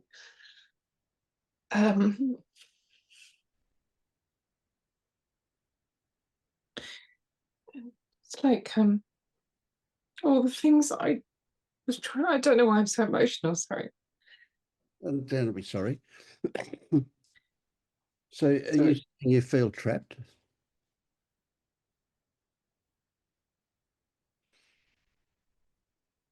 said I can't get off the roundabout. Like, are you stuck in seeking or something?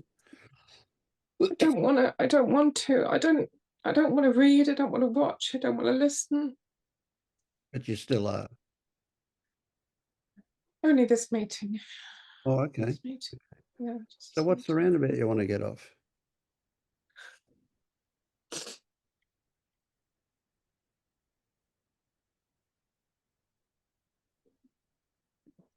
Geez, I misread you. You were looking peaceful, and you were not.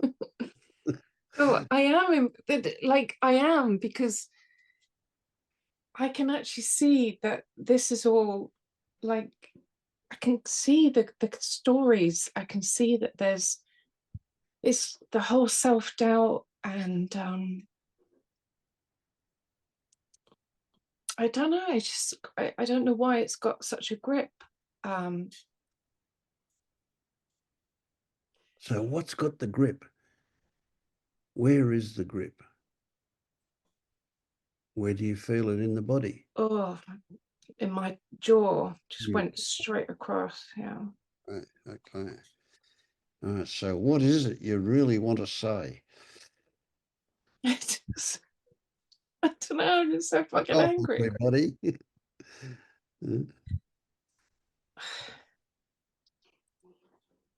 I don't know, just trying to be a person, and that's I know that's not. I'm just confused. Everywhere I try and go, there's nowhere to go.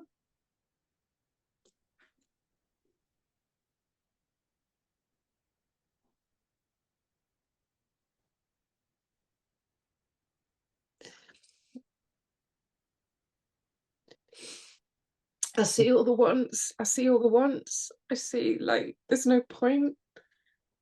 I was interested in what Leni said, because I've seen that, but like, it for me it's quite painful. I don't know why that's so painful. I see the diversions, and I've tried to follow what I thought was intuition, and that became quite painful. I don't know, just really haven't been like this for months. Yeah, that's fine. That's fine. Yeah, stop saying sorry. Well, you can say it if you like, but I'm not. But do you know what?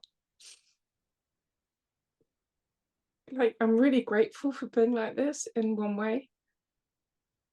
And there's a relaxation in being like this in one way. It's very familiar.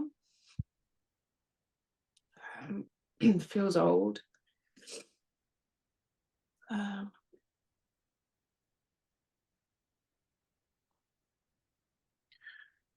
Louise, Mhm. you remind me of something that I recently went through myself. Um, I don't want to project anything. It's just reminding me of this. So just feel free to dump it out. But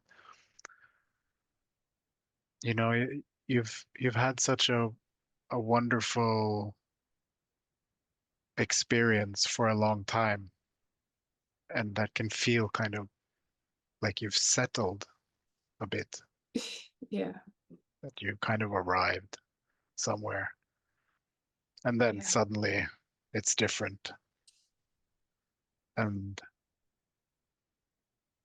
and then you realize that you haven't arrived anywhere, and you probably never will. It will always change.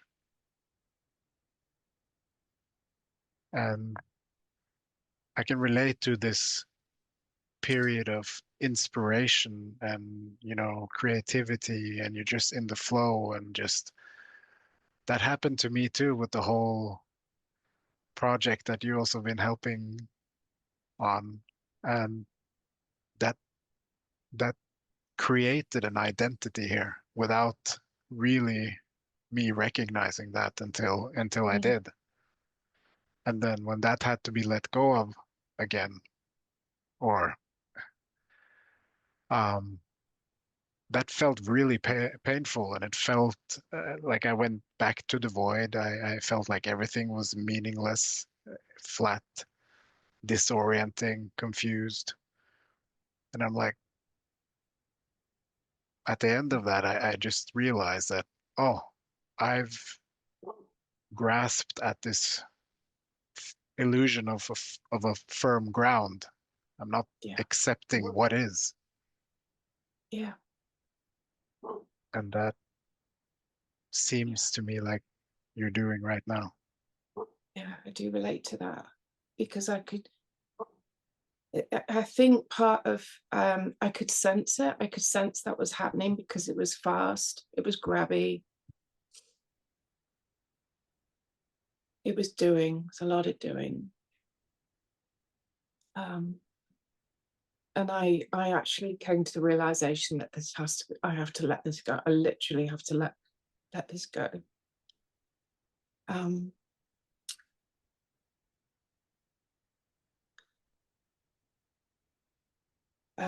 And then it's like, it's just being in that unknown again. But I suppose there's some remnant of, I think the emotion comes from, but I really liked that. Yeah. That was just beautiful to see the beauty in everybody and everything, in bricks. That's all gone now. In ideas and just this, I think that was this is a bit emotional, but it felt quite a big fall, if that makes sense. Yeah. But I do, I think I know that this is just another experience. It's another opportunity, invite. And it's not that any of that stuff might not get done. It's just the way that it's happened. It's just the old way. And it's and that's when it felt like the walls are closing in, because I don't know how to do it any other way at the moment. Yeah. And actually there isn't any, and there's moments when I know, actually, if you never did anything, it would all be okay. Like, I really saw I'm not doing it. I really saw that there's no predetermined path in any of this.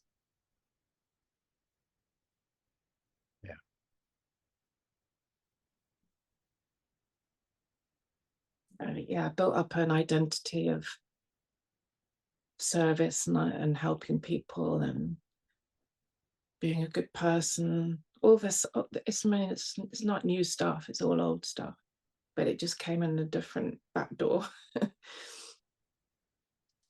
Yeah. And it's not like, I don't think you think that, but I'm just going to say it. It's not going backwards. It's rather just going deeper into what's, like you said, it's always been there. So Yeah. it's likely to be the stuff that tries to come up again. Yeah.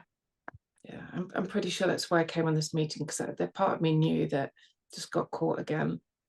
I just needed to listen to every, Declan, I that despair, I was crying because I totally resonate with that. And Leni, when talking about the bubbles of wants, and it's just so obvious sometimes, and then others not. So yeah, I'm just glad to be here. Thank you. Thank you. I got the feeling that there's a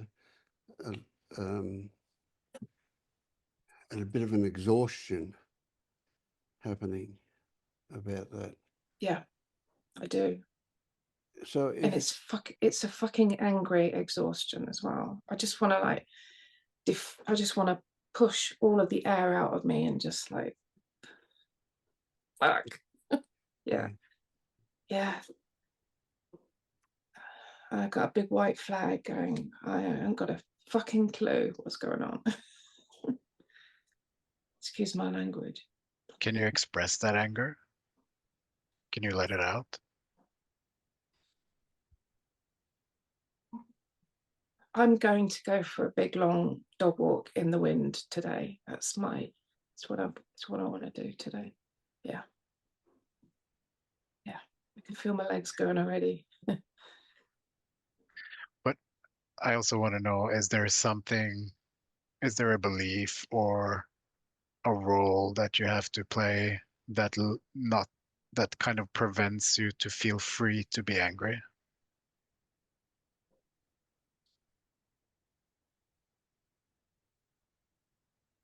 Yeah, I've got to be good, polite, strong, friendly, loving, accepting. I don't feel fucking any of those sometimes. Sometimes I do, sometimes I don't. But I have this belief that that's what I was aiming towards. Yeah. Yeah. Yeah, you're right, Vince. I do. I feel absolutely exhausted. I really do. Yeah. I'm tired of this stuff. And because it's that thing, like, I feel like I've been here before. Why do I have to do this again? Yeah. So what if I said to you, and at least this is a story, it may not be accurate, but what if I said to you that 80% of your exhaustion is coming from your resistance to it, and only 20% is your actual exhaustion? Yeah.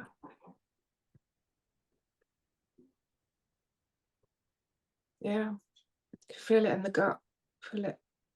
And my arms feel so tight sometimes in my arms, like keeping my body together. Yep. So I'm imagining you going for your walk in the wind with the dog, and you're clenching your teeth and you're saying, fuck you, everybody, fuck you, fuck you, fuck you, fuck you, fuck you, all the way until you end up breaking up in laughter about the whole thing. That's a brilliant thing to do, because I try and do the other way. I love you. I love me. Well, that exists at the same time, They're not. Yes. Yeah. But it's like Leanie was talking, like, I'm trying to get back to that lovely flow. I'm trying too hard. Yes. To get back. Yeah, which is, see, like Marius says, this every time you get to feeling good, guess what? It's an invitation for more shit to come up until it thins out, But in the beginning, it's pretty frequent, and it's almost like a superstition we had as kids, where we say, well, if 3 good things happen, there's a bad thing's got to happen. It's a little bit like that. Well, in this case, when you're feeling good, it is an invitation for shit to come to the surface. Yeah. I was riding. I forgot about everything. It is everything. Yeah. Do you know, I feel for you saying that, like, I am gonna go and give that a go, because that is so different to what I do. Trying to hold this good person in place. Yeah. Well, it'll be interesting how long you can keep up doing it before you break up into hilarious laughter about the whole thing. Yeah. But when you're first inclined to laugh, keep pushing, doing it a bit more, until you can't help but laugh. Yeah. I want to rip off this fucking mask. I really do. Yes. I just want to rip it off. Yeah. I want someone to push me off a cliff. Well, since I've known you, you've had 3 or 4 different masks on, and they are getting more relaxed looking. So, you know, things are happening for sure. Things have definitely happened. You've changed. You're a totally different person to when I first met. You know, and I like, well, I liked her, but I like you better. Yeah. Yeah.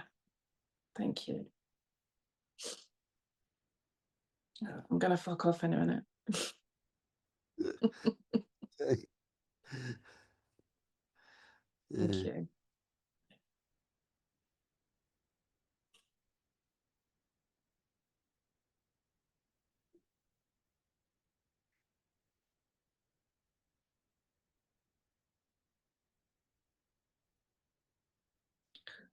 Feel the love. Yeah.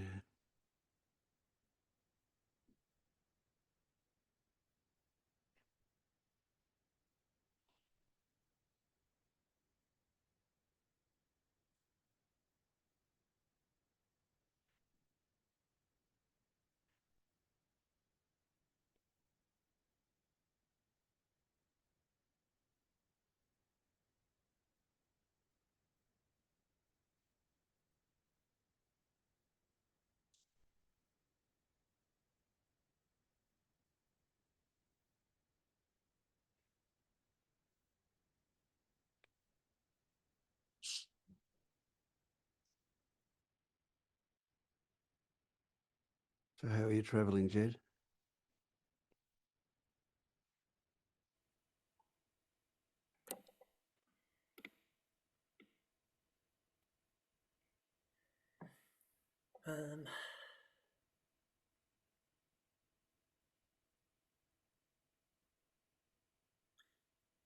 Bit of confusion.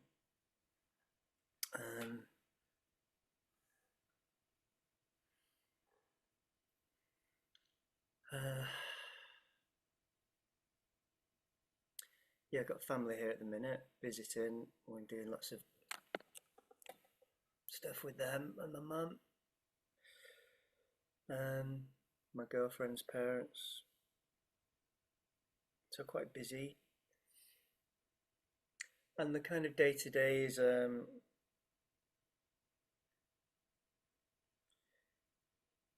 it's all right. Where I've been getting where I've been getting a bit stuck is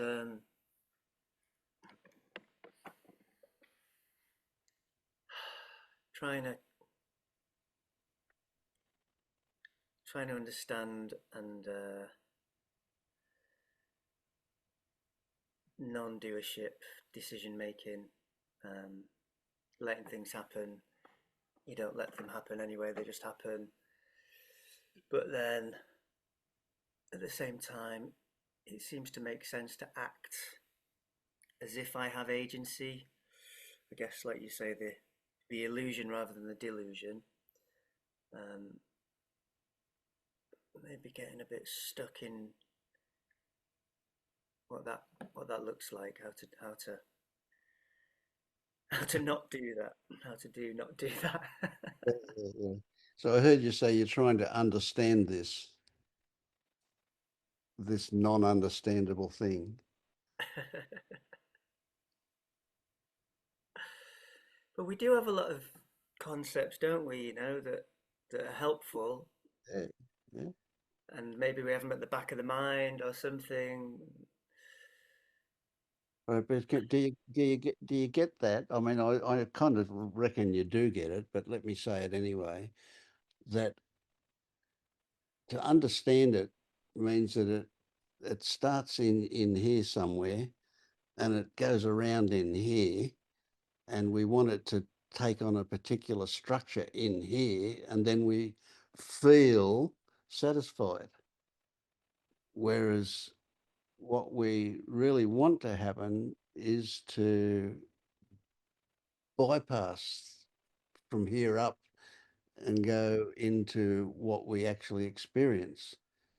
Right? So there is no possible way, no matter how many words we write, it's like room full with 100 monkeys in it, you know, and none of them are going to turn out Shakespeare, but they might turn out, well, I imagine they'll turn out Donald Trump, but they won't turn out Shakespeare, and none of them will turn out an understanding of experience of any kind, because experience actually doesn't work at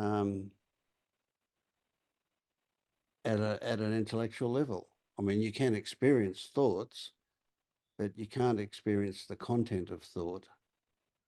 You can only respond to that. And so what this non-doership is, forget about trying to work it out or understand it. It's not going to happen. It can only be experienced. And it's not something, not an experience you can bring on. You can't make it happen. But as we talk about it, we open up the possibility for it to happening. But that's just one of the infinite number of conditions that's probably required for it to actually happen. So the idea is to notice. So let's, for example, say, next time you walk across the room, notice how you don't have to think about where to put your feet. Your body just knows, and it just happens. Walking just happens. There's a direct experience. And what you do when you bring your mind to it, because it's something you've done so much of, is it's not like your mind then becomes the controller of your feet. It is easy to see it simply as an observer of your feet. Right? So there's no doership involved in walking, is there? Well, certainly, and I notice spontaneous movements. I find myself turning a certain direction, picking something up, and I've not had a thought to do Yes, that. exactly. Yep. But, So there you are, experiencing exactly the thing you said I haven't experienced. I don't know. There just seems to be some, subtleties around it that are confusing, nuances or grey areas or something. Right, you mean the mind wants to complicate it? I guess so. So, like when I sit down to meditate or do some yoga, um,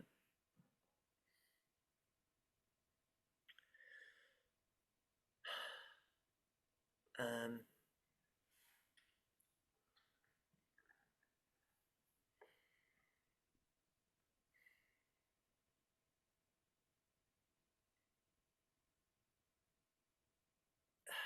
I don't know. I guess.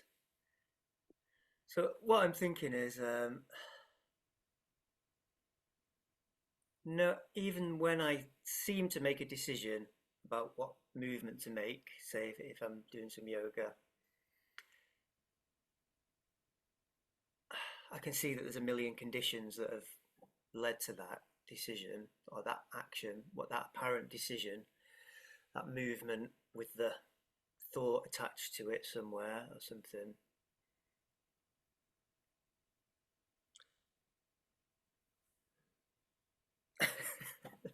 I don't know. What I've got in my head is this idea that it's kind of appropriate to act like we have agency, but knowing that we don't really. And so that works. That works. But but think of this. Let's say you decide to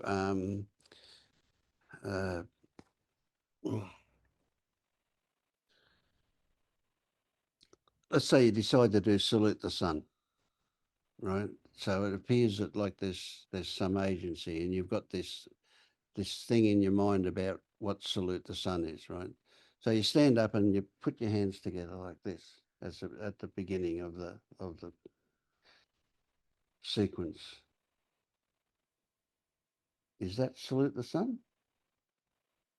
Is it right? And when you did it this time, your fingers went together that way, but next time your fingers go together that way.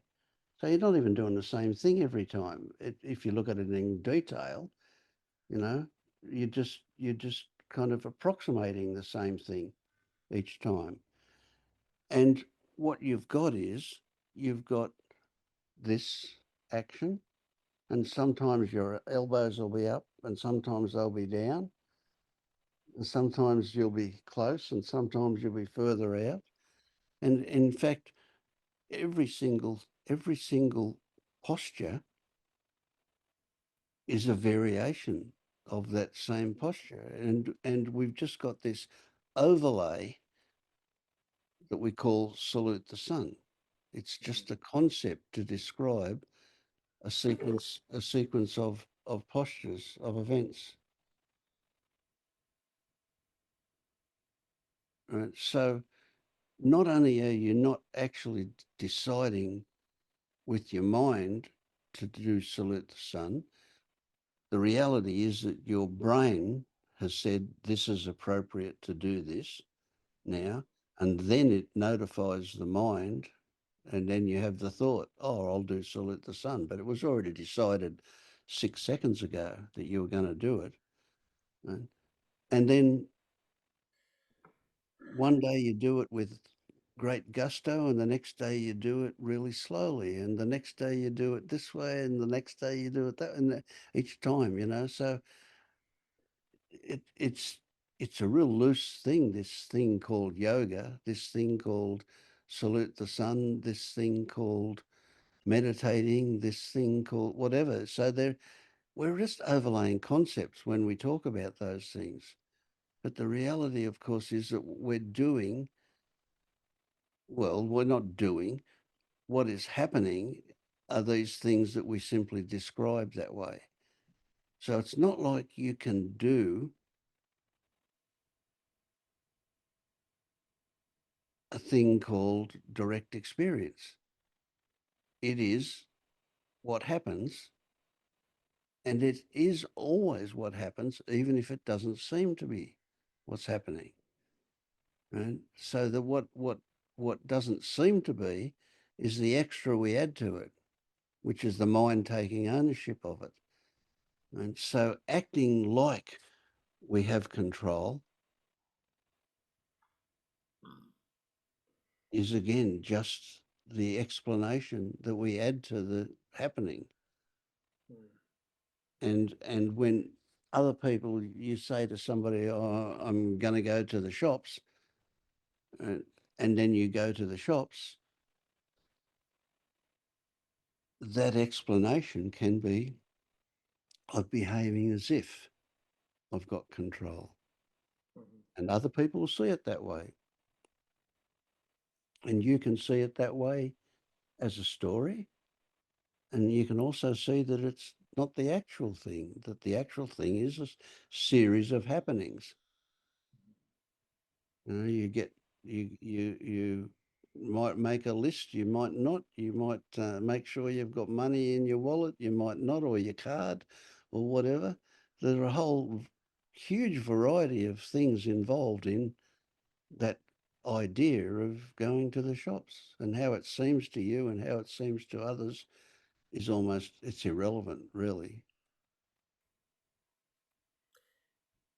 Yeah, there's something around this that I'm scared about.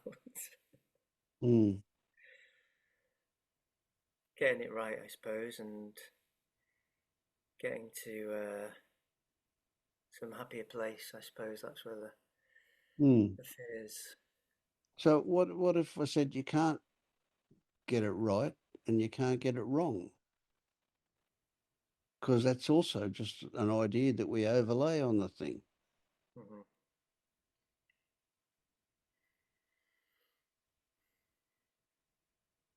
Yeah. But that thing of being a bit scared, that's really important. That's valuable. because that's the resistance. Mhm. That's the hanging on, the not letting go of something out of fear, most likely out of fear that if I really immerse myself in this, what? Maybe I'll lose something? Well, you will, but, or who knows? What's your thoughts about what the fear is about? Um, what came to mind was then like some part of me just pleading, like, please, I just want to get this. And I guess, yeah, fear of more just being stuck in suffering. I think that's,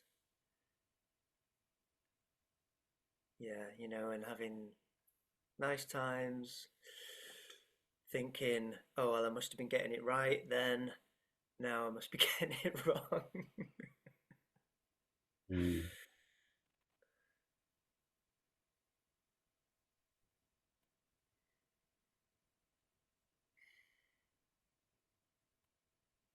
So it all Yeah, hinges around a story of getting somewhere, right? yeah, I think so.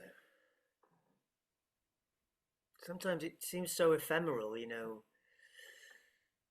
Uh, sometimes I think, oh, we're just in a kind of cult here, and we're just, we're just telling each other, no, you've got to have faith, you've just got to do this thing and stop doing these other things, or this is the way it is, and nothing, all the things that we say. There's very little evidence for any of it. It seems like, although some people, Yeah, perhaps there's yeah, some kind of evidence. absolutely. You're right. There is no evidence outside of the experience of it. And unless that experience has happened for you, it's not only there is no evidence of it, but it doesn't exist. Mm.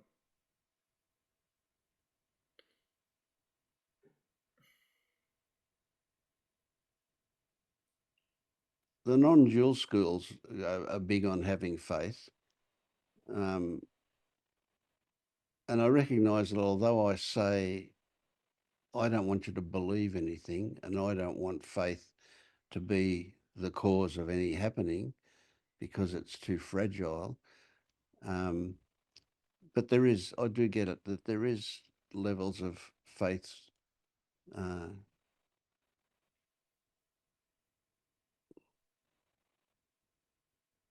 I guess, hoped for, that things don't change without the idea of their possibility. Mm. And that kind of takes faith sometimes. Yeah. Yeah. But you have already changed. I'm imagining, because you look different to me, I'm imagining that things have changed for you to a degree already. Now, is that hard evidence? Well, no, it wouldn't hold up in court, would it? It's anecdotal, but that's what this is all about. It's anecdotal. Mm-hmm. You know? Stories. Yeah. I Yeah. mean, if I said to Shafik, are you different to what you were 12 months ago? There's no question in my mind what he'd say. But if I asked him to prove it, that's a different story. Mm.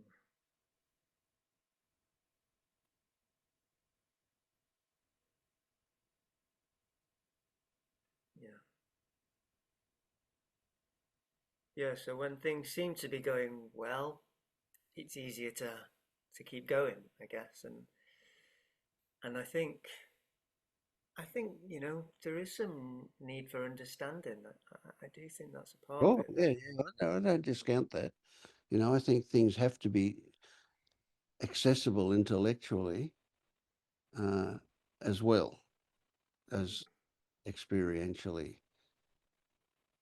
Not that we ever can be really clear about even the intellectual still has a degree of indefinability about it. Yeah. Yeah. But yeah, we need to be happy in our mind as well. Yeah. But this for this this whatever you want to call it, this process is led by experience, and the mind just follows like a puppy dog. It just trots on behind. Mm-hmm. We think we're leading with the mind,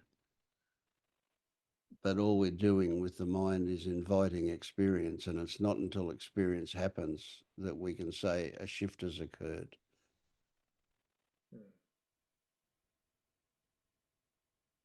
But you just have to look, and this is a tricky one. You know, there's an old joke that goes something along the lines of, is it more painful for a woman to give birth to a child than it is for a bloke to get kicked in the balls? Right? And you'd say, well, definitely getting kicked in the balls is more painful, because the proof is that 12 months down the track, you ask a woman if she's ready to have another baby, and she'll probably say yes. And you ask a bloke, are you ready to get kicked in the balls again? And he's going to say no. So, you know, that's an old joke, but it does point to a reality, and that is that we forget shitty stuff pretty quickly. We tend to. So when you say, how was I a couple of months ago and how am I today, it can be hard to define. You know? But we can know, we can just have this knowing that, you know what, I don't suffer as much as I used to. Things are a little different in this way or that way. Yeah. And I do a bit of journaling, and when I very occasionally look back, Yes, I can see things have changed. that's a good one. Yes, yeah. Yeah. Yeah, but it's like watching grass grow, you know, you kind of, you can't see it happening, but you know it happens, especially when you've got to go out and mow it. Yeah. Yeah.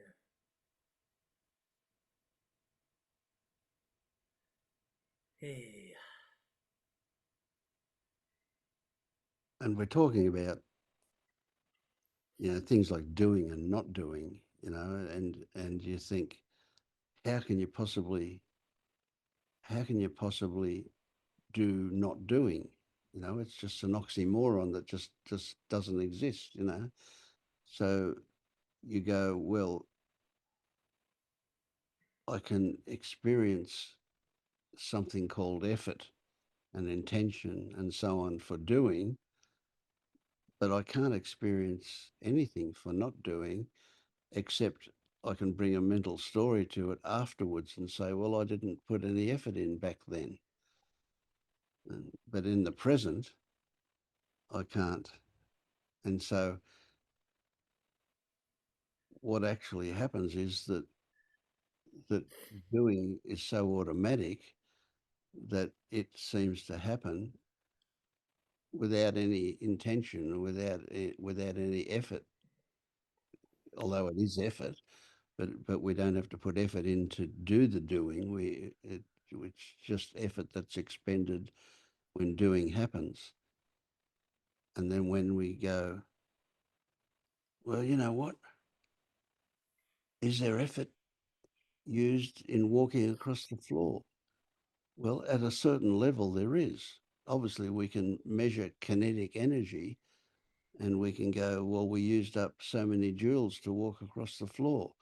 But on the other hand, our experience is it was so unconscious that we didn't even notice we were doing it. It just happened. And that's the level where all of this stuff is, where things just happen. So when I get into this loop around doing, making decisions and all that, I have this thing that I'll put my attention in my lower belly, my gut, hara, and just see what spontaneously arises. And and that seems to kind of work somehow, that an impulse comes and there hasn't been a thought around it, Oh, the laptop's going to die. I'm just going to plug it in. Does that sound like a reasonable approach? Absolutely. Yeah, that's a good one. I like that. And you can refine that as well. You can recognize that you're not coming to a conclusion as a result of mental gymnastics, that you're kind of waiting for something to arise. And I would say that's a good invitation for your intuition to be the source of those thoughts about whatever to do and what not to do. Yeah, I like that. That's a good one. Yeah. And I don't know, can I also say something? Yes, yes. I'm really not a specialist or anything, and I know I don't know much, but I mean, I think also at a very frustrated point already, like what you're saying, and I don't know. I mean, for me, then I had a guide also that said like, is there anything right now you like about the path, or is there anything that you actually enjoy, being with and doing?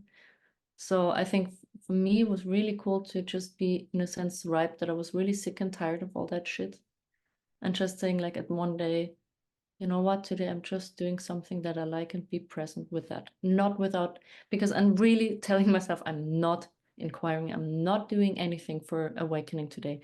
This is not allowed today. Today is really just being with something I like doing. And that's all I need to do today. And for that, I had a little bit of a peak. And I don't say that is necessarily happening for anyone, but that was really just a good. And also, I feel like you also deserve a break sometimes. So maybe just take a break day. Mm. Because, yeah, I know. It's fucking intense, fucking hard. And yeah. And loosen it up a little bit. That was the tip that I got, because how he said to me, you're going pretty yang into this entire thing. You need a little bit more yin. Just go in yin and just let. And for me, it was really just being with some experiences, like when I closed the eyes and like feel into something. For you, it might be completely different, but just do something that you actually enjoy and just be with it. That would be okay. That was all what I wanted to say, and can be nothing, but maybe That's a good one. Yeah. Thanks, Lenny. Yeah. By the way, I also need to go now, but I just really wanted to say again, thank you so much, Vince, for all that you're doing. Really, so much. Thank and you. to all of you guys. It's so nice to be with people who are on the same path, which is fucking hard, I know. Yeah. Thanks, Okay. Lenny.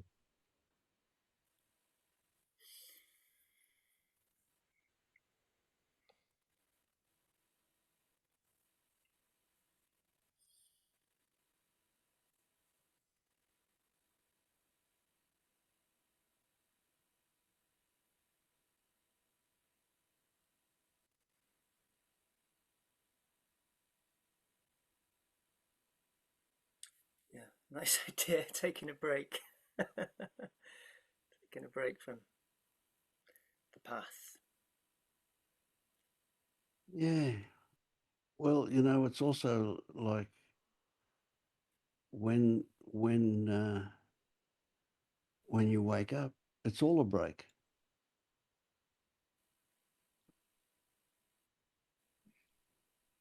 So if you can take a break while you're as a seeker, well, you won't be seeking when you take a break, and you'll have an awakening experience. Good chance. That's what it'll be.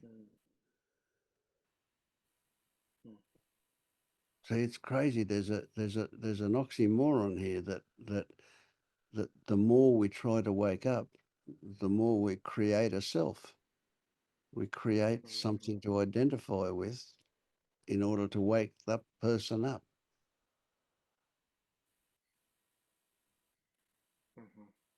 Yeah. Coming to these groups is a diversion from waking up.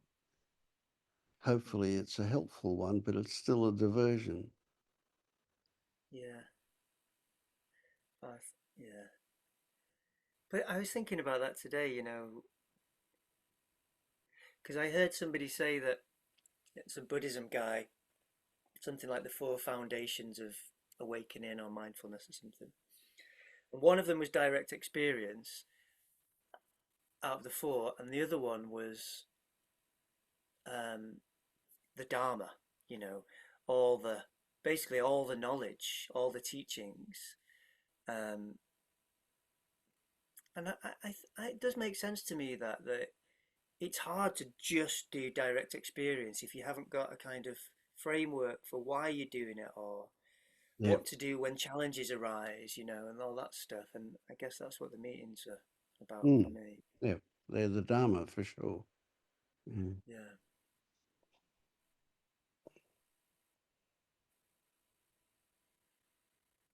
So Yeah, a but lot of the that's things that we want people to experience, they experience anyway. But the difference is that they experience it from this perspective. They experience right. it within this framework, and that accumulates it into something that you might call awakening. Yeah. But you only call it awakening until you wake up, then you don't.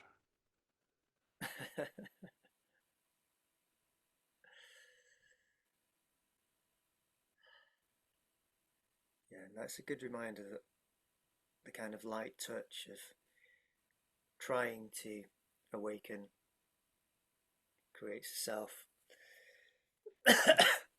Yeah, it's a big one. It's a subtle trap. Well, it's not so subtle, but it's a trap. Yeah. Yeah.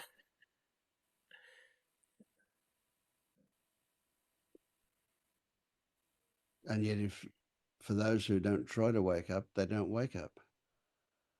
Right. Although some do, it does happen. But yeah, mostly the people that wake up are the people that try to wake up. But they don't. Yeah. They try and then they stop trying, and that's when that happens.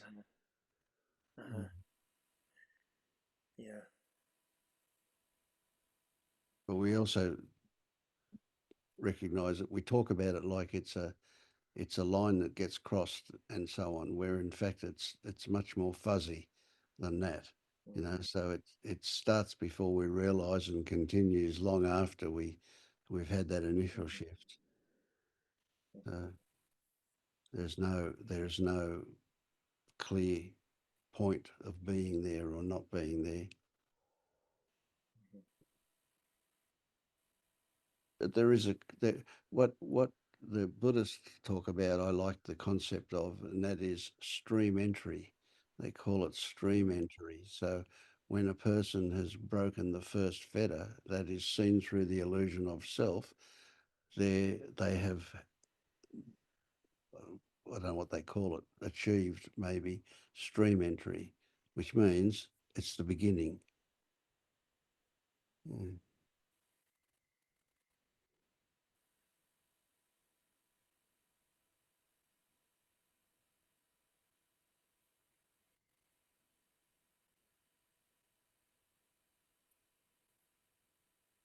Whereas as a seeker, we think that stream entry is the whole thing, but it's not.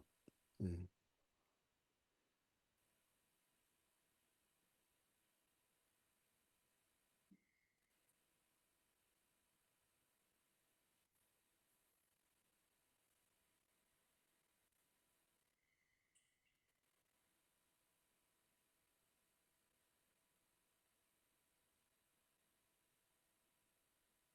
Things still good for you, Shafiq?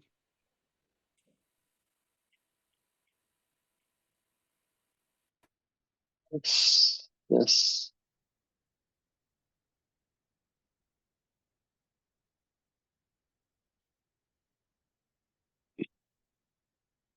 It's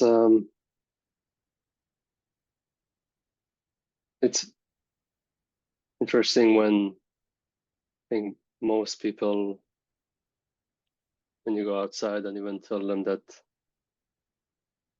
their thoughts are not, they don't have control over their thoughts. They don't believe that. They don't even think about that. And also when you get on this path, I'm just talking about my own experience. When you also get into the path, and even when you get through the gate, you hear and see and read that they tell you thoughts are not yours. You say, and thoughts, they don't do anything. You say, yeah, yeah, that's right. And then move on. And then just go again. The next thing that you say is thought, again, thinking. But it has a different effect when you actually see that. When you see that thought, either they do anything or not, it doesn't matter. But you're not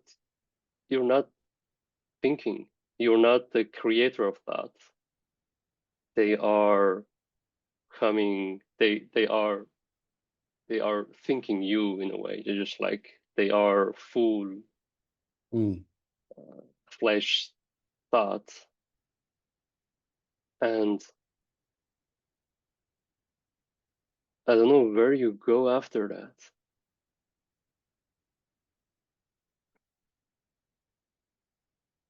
There is no place to hide. There is no place to go. There is no place left. Of course, there's like everything, the senses, the seeing, the hearing, but the idea of you have of yourself, all the things about doing, not doing, finding the right path, or getting somewhere or not getting somewhere, right, wrong.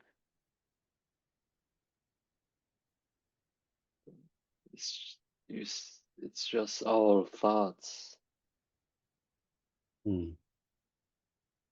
Yeah. Seems like such a waste of energy, eh?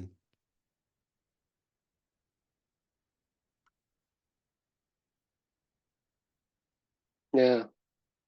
Well, it's not like you are wasting energy. It's not like you are deciding to do this or not doing that. It's a very weird place when this happens.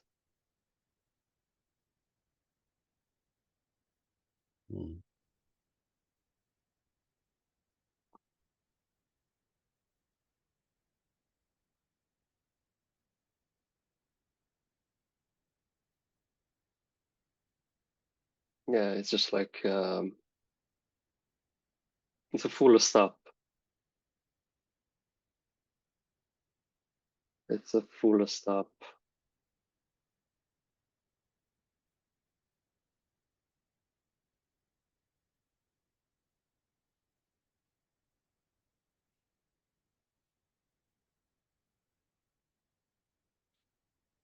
Even the words that I'm saying or making sense or trying to be understood or resonation, what resonates or what doesn't resonate, like anything, you name it.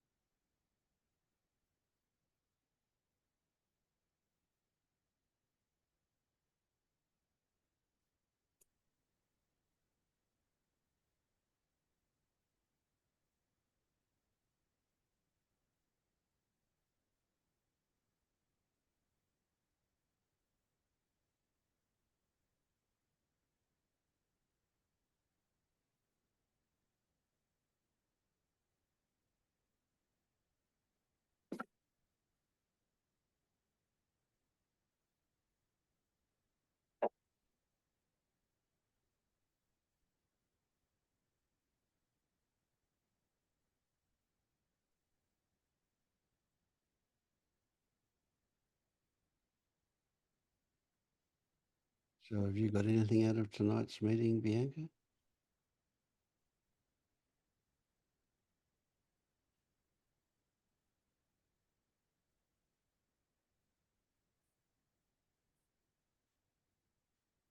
I don't know.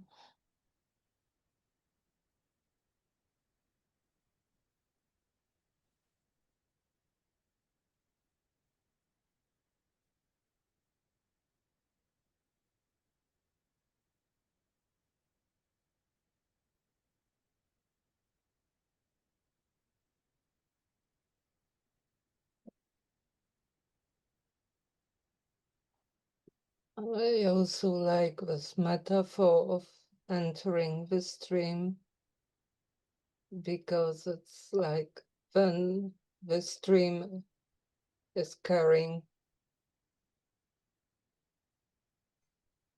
it's not my doing anymore. Mm. Yeah, I hadn't thought of it that way, but that's good. I like that. Mm. And I don't even know if it's the right stream or the wrong stream. It's just scaring me.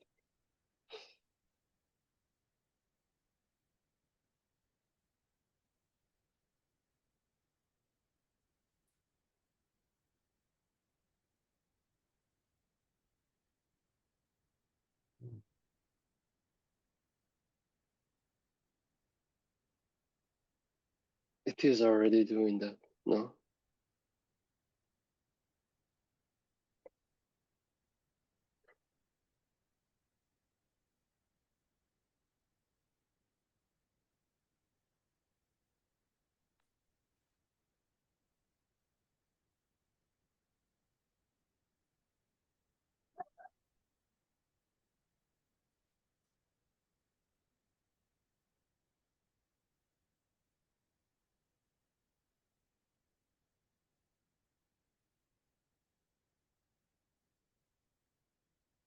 It's great that you don't need to figure anything out.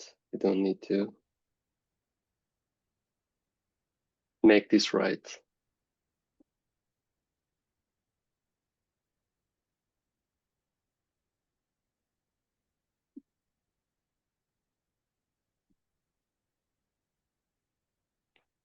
All right.